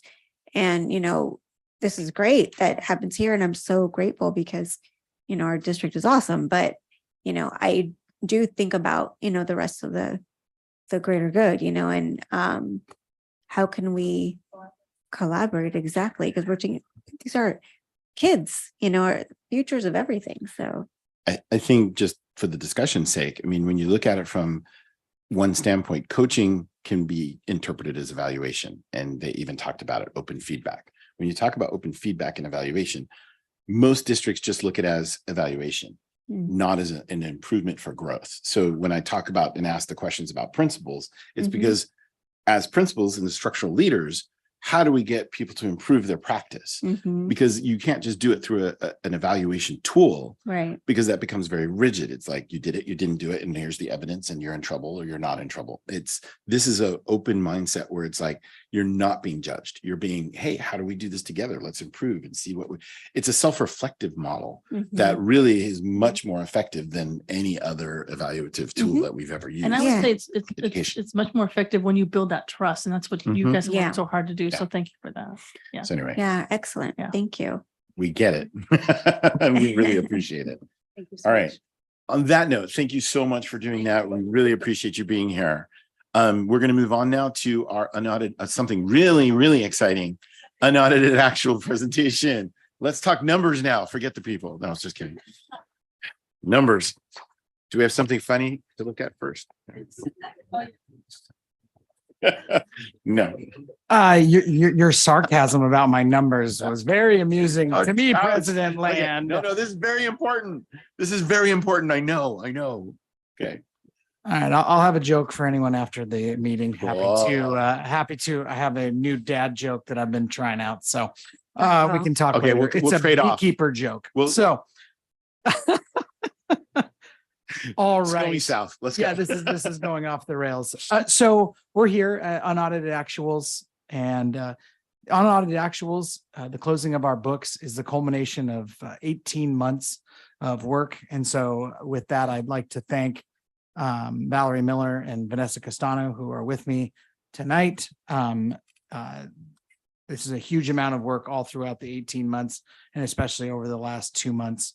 I want to thank them. I'd also like to thank Christina in our office and the whole team up there. This is absolutely a team effort. Interdependability is very important up there. So tonight we're going to go over the estimated and unaudited actuals. We'll go over some ending balance trends over the last few years. We'll discuss program carryover and the step down plan of some of those restricted funds, and then we'll kind of go into some next steps. So overall, this sheet notes the estimated actuals that were given to you at the budget adoption in June, as well as the middle column is the unaudited actuals. So where we are today, estimated actuals was best guess of where we were going to be. Unaudited actuals is where we ended up. And the last column is the difference. Always start with the focus on the unrestricted side. Our unrestricted side was pretty much in line with our estimated actuals. A couple of things went up, a couple of things went down, but pretty much in line. On the restricted side, you can see a pretty large difference, and those are almost all related to the two large grants received in the district by the state last year. That is the Arts, Musical, and Instructional Materials Block Grant, which the board approved a plan to spend last year over the next several years. And the other one is the COVID Learning Recovery Block Grant. Both of those were about $5.5 million. And so the difference on the restricted side is almost all related to our budgeting process around restricted funds that we budget them to be fully spent, and then we carry them over if they are not spent. On the COVID Learning Recovery Block Grant, this is the last of several COVID funds received by the state, and the board has approved a step down plan for the investments made in that. I'm going to go back real quick. I think the one thing that I really do want to focus on is that the district is in a very strong financial position and continues to be, and that is primarily based on the decision making of this board. In terms of our ending fund balance, our unrestricted fund balance as a percentage is a little bit down from last year. That's primarily down to the overall budget growing a little less, with a little bit of a decline of about $600,000. As I noted earlier, the restricted saw a pretty big jump related to those two grants that I just spoke of. Yes. Before you go on, just Yeah. while you had that slide, is the COVID learning loss in the federal category?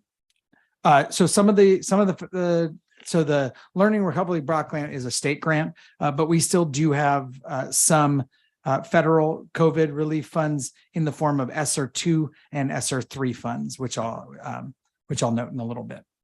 Although those are almost all spent at this point.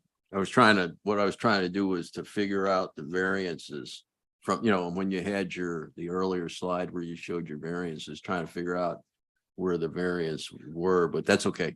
Yeah, no, the variance is almost all related to the Arts, Music, and Instructional Materials Block Grant, and which is a state grant. Which is a state grant, as well as the Learning Recovery Block Grant, which is also a state grant. Okay, thank you. Yes. And those were in restricted, right? Those are restricted side, correct. I'm trying to do the same thing. You are. Overall, when we look at program carryover, that's restricted carryover plus unrestricted carryover. We allow the sites to carry over those funds. I'm happy to say that the unrestricted site carryover has declined slightly year over year. So we're spending all the money that we've been allocating out to the sites and a tiny bit more using that unrestricted site carryover. We also have a allocation of about $355,000 that was approved by the board last year around emergency preparedness. So we're continuing that work. And so we're rolling over that allocation to ensure that we have that. Quick question. Yes. San Mateo's carryover is huge compared to everybody else. Is that one specific item or what is it? No, we've actually took a pretty deep dive into folks carryover. in the last year. And what we've noticed is a lot of that carryover is carryover that has been kept by the individual departments and other. It's not necessarily being kept by the administration at a large level, but we are sitting down and having conversations with San Mateo because that number they also have a large foundation support at that site. And so some of that sometimes has to do with timing. But now that we've closed the books, we'll be sitting down and kind of talking to the folks about, hey, what's your plan for using this? How are you not incurring ongoing commitments with this one-time money? But how are you planning on using it on today's children? Thank you. Yep. The largest chunk is, as we noted, that restricted state grant carryover of about 13.7 million. As I noted before, the Arts, Music, and Instructional Materials Block Grant, which the board approved a spending plan last year, is just under 5 million of that. And the Learning Recovery Emergency Block Grant is about $3.8 million. So between those two, you have almost 9 million of the 13 million, and they do have spend down plans. The other ones of note, the California Learning Communication School Success Grant, that has our social workers. It's a 3-year grant that we received to improve student attendance rates at our sites.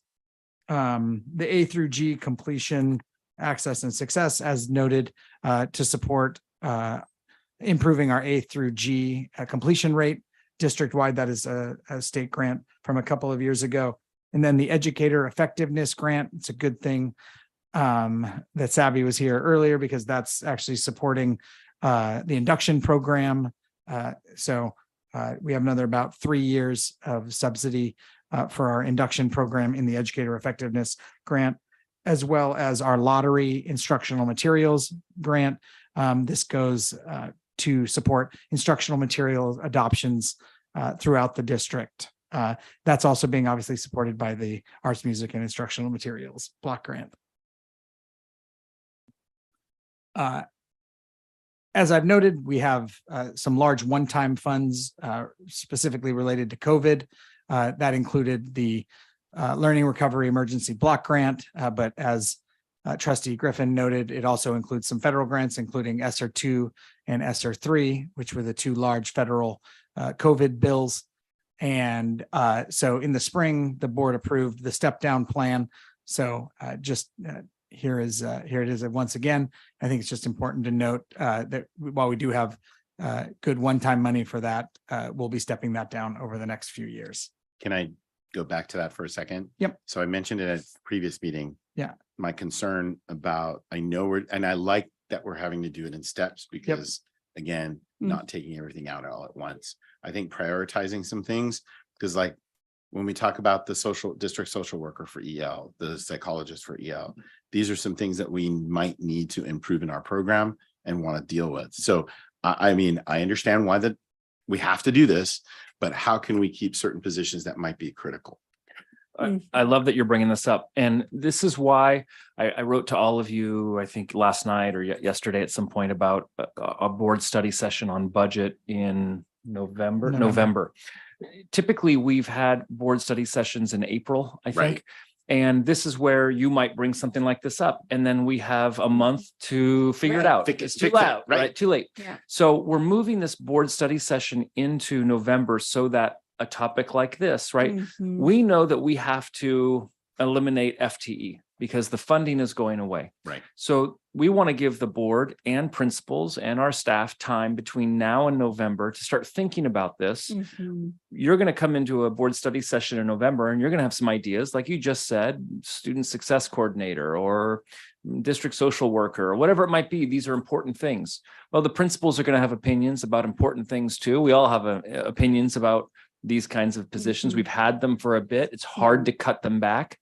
Okay, so let's have some discussions around if we want to keep some of these things, great, but we're going to have to cut somewhere else or reduce somewhere else to afford them, right? So that's why we're going to have this discussion in November. We'll be bringing some recommendations, but you'll have some opinions and questions, and let's hash it out at least in the beginning at that board study session, so that we have time to make some decisions and then adjust in time to build our budget for 24-25. And the earlier the better. No, I think that's outstanding. I mean, just our last presentation talking about principals become, and this goes back to your initiative when you first got here, was, you know, how do we make sure that the principals stay as the instructional leaders and devote time to that? And how can we offset that through whatever? And how do we emphasize that in the budget? Lest the board think we're having only one budget study session, we will still have to have the budget study session after the governor presents his, of course, and the May, the May revise. And all the So I think that is just the preliminaries Yeah. to the whole process. Yeah.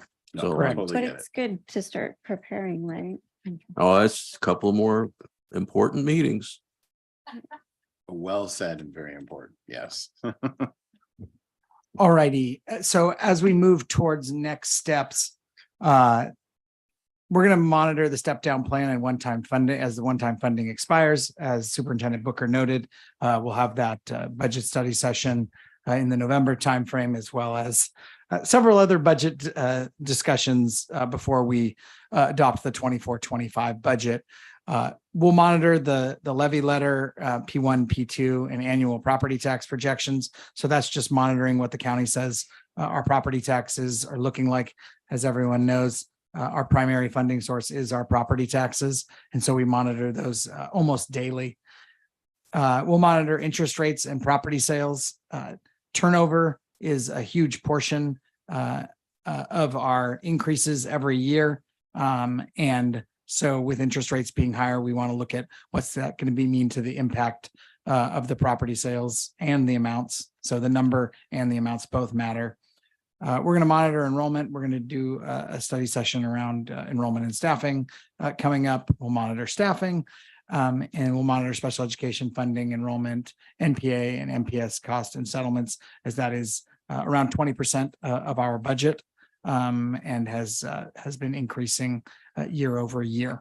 The last thing to say is that the next time you'll see these numbers will be in the audited financial statements that we will bring in December. So with that, I'm happy to answer any questions. Anyone? I think you did most of it on the way, but I'll if I had this to in terms of next steps, I just starred and I would focus on the one-time funding and the step down. And if we let them get away with anything, not that the administration is going to try, but we really need to focus on that, because that's a lot of money every year. So I'll move adoption. Yeah, I'll second the adoption. I want to say thank you for your presentation. I know a lot of work goes into this, so thank you for your entire staff. They're sitting right there. Yep. Well, you have more stuff. It's a huge amount of work. And Yes. honestly, I do about 0.5% of the work. No, So and yourself. I meant everybody. no, together. I know a lot of work goes into this. I want to thank you. It's a lot of work. So, Yeah, thank you. all right. Thank you very much. Where's our joke? Yeah. Where's our joke? Me and Erica So on that. I went to the beekeeper and ordered a dozen bees, and the beekeeper, he, counted out 13 bees to give me. And I asked the beekeeper, well, what's that extra bee for? And he said, well, that's a freebie. Oh, Then I might use that. Okay.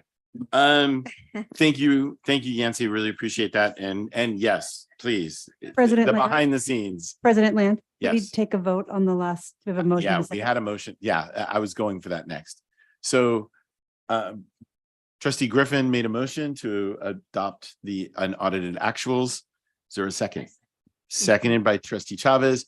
All those in favor, please say aye. Aye. Aye. Any opposed? Hearing none. Motion carried 4-0. Thank you. Thank you so much. All right. Thank you. Moving right along. President Get Land, back- just jumping in, one of our student board members needs to leave, so I just wanted to pause to totally say big acknowledge thanks. and Yeah. thank you. And Thank we know you. you guys got to wake up early in the morning and get homework done. We totally understand. Thank you. Thank you Bye. very much for being here. She got it. She got it. All right. Moving right along. Construction. Actually, I'm going to turn this over to Associate Superintendent Yancey Hawkins again. Yancey, you're up. Thank you so much. My finance team would like everyone to know that they had no part in the joke that was last told. It's a dad joke, so Yes, we're good. we We do got that, it. so We got you, it. we We got know you. it's all you. I think you mean rad joke, but okay, we'll Rad. move on. Totally rad. Otherwise, it may have been a little so- bit better. It had a little sting to it, but that's okay. Oh, man. So dad, a rad dad. Go So ahead. in June of 2022, the board approved the schematic design, budget, and schedule for the Burlingame Gym project. This is the largest project in the Measure L bond. Really exciting for Burlingame High School. They'll have a 39,000 square foot gym facility with a main gym, auxiliary gym, also a wrestling room and weight room facility that opens out to the track into the football field. So really, really exciting for the site. In the springtime, we went out and we had a competitive process for the lease back general contractor, which we approved for BHM. And on May 18th, we awarded the GMP, which is the guaranteed maximum price for phase one, which is the demolition of the current site, as well as the temporary facilities, specifically the changing rooms, the temporary changing rooms for the site. And tonight we bring forth the contract for increment 2.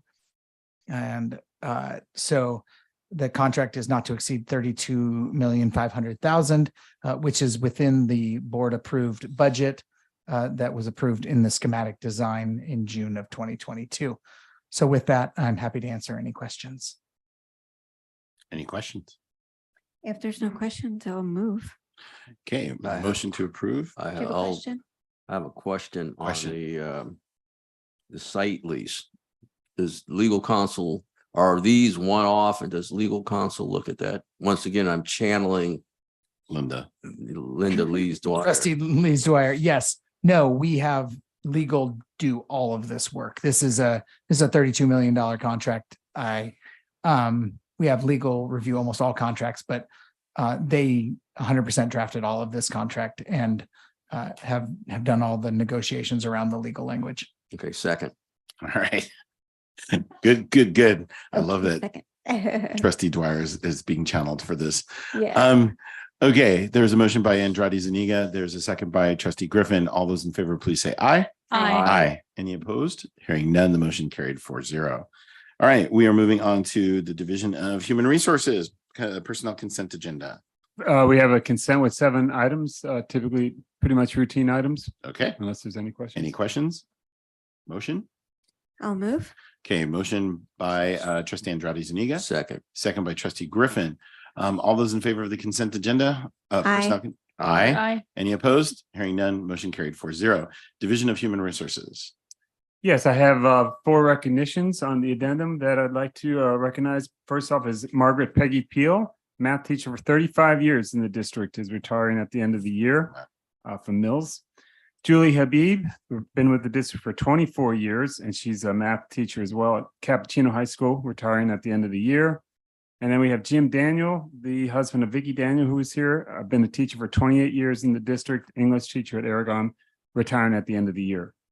Also, we have Mimi Yan, an accounting technician at the district office for 13 years and 4 months, retiring, the effective date October 9th, next month. Okay, thank you. A motion to approve the personnel action. I'll make the motion. I'll second. Motion seconded. Oh, this is the addendum. So all those in favor, please say aye. Aye. Any opposed? Hearing none. Moving to approval of multilingual learner club coordinator job description. Yes, this would be a position at 3 of our schools, as Cappuccino, Mills, and Hillsdale, and it would be the club coordinator for the multilingual learner clubs, and they would organize, supervise after-school activities, provide a space for ELD students to socialize, build community, do homework with their peers, participate in tutoring, and develop their leadership capacity. I'll move to approve. Okay, Motion made by trustee Andrade Zuniga, Second. second made by trustee Griffin. All those in favor, please say aye. Aye. Aye. Hearing no opposition, motion carried 4-0. Thank you. Thank you. All right, moving on to the next item, which is Board operation. board up. Nope, not yet. Yeah, board operations. We were talking about review and discuss specific board policies and administrative regulations updates. Any comments or thoughts on this? What are we doing with these? Any questions? Did you guys look through it? Yes, no, maybe. So on consent for next time, unless anybody has anything drastic, if anything, you can always email. If you're looking at it last minute, don't worry about it. These are just regular, the typical CSBA updates, right? That's what I Yes. got. That's what I gathered. Okay. Right, exactly. Yes. I want to say the guide sheet helps. So thank you for that. Yep, much appreciate that. Okay, so we'll put that on consent for the next time. Last thing, we still made it early. Yeah, Wow. see, there we go. There All was right, one thing we were gonna put on the, future agenda board items. Let's Yeah. discuss. there was something with the students, I think. What's that? Oh, the breaking down the yes. walls. Breaking down the walls. Yes, That's what we if- wanted to how we could discuss. do that with How the can we, gym. how can we make that grow into all schools Well, the gym. in the gym? Yeah. Yeah. Yeah. So, And yeah. it'd be nice if all of Yeah. them. I have a can. nice gym anyway. Student. It's a big gym. Anyway, okay, it's not as big as theirs though. Is there a need for the gateway conversation or like updates or anything? I don't know. What's up with that? Yeah, what's up with that? I know we've got two committees going. One I know very a lot about, which is the one that County Superintendent McGee is putting together or has put together. This is a continuation from last year. And I think our first meeting is coming up maybe in October. I can't remember exactly Oh, when. But okay. then I also believe that there is a county Yeah. Board of Education board member who's putting together Trustee an ad hoc, Benini. yeah, Yeah. putting together an ad hoc. And I haven't heard any more about that I from haven't their either. earlier Oh. email. I haven't either. Oh, weird. Oh. You want she to asked me circle about back to it. her? Yeah, I'll talk. I'll Okay. talk with her. So if you can circle back to Superintendent McGee and you trustee Benini, we'll find it out. I guess we weren't going to have that presentation any more going forward because we're still going to have gateway. Is that why that kind of? No, yeah, Yeah. just for clarification or point of information, there has been a shift, as we mentioned. Yes. And Mhm. Superintendent Booker talked about Uh-huh. that. So Yes. previously, so That's why we don't have that. we're at more of an informational, Information. let's stay on top of it, oversight kind For of sure. thought. Yeah. That's where we're Got at. it. Thanks. Okay. Anything else? Nope. Nope. Going once, going twice. We are done. Meeting adjourned. Thank you.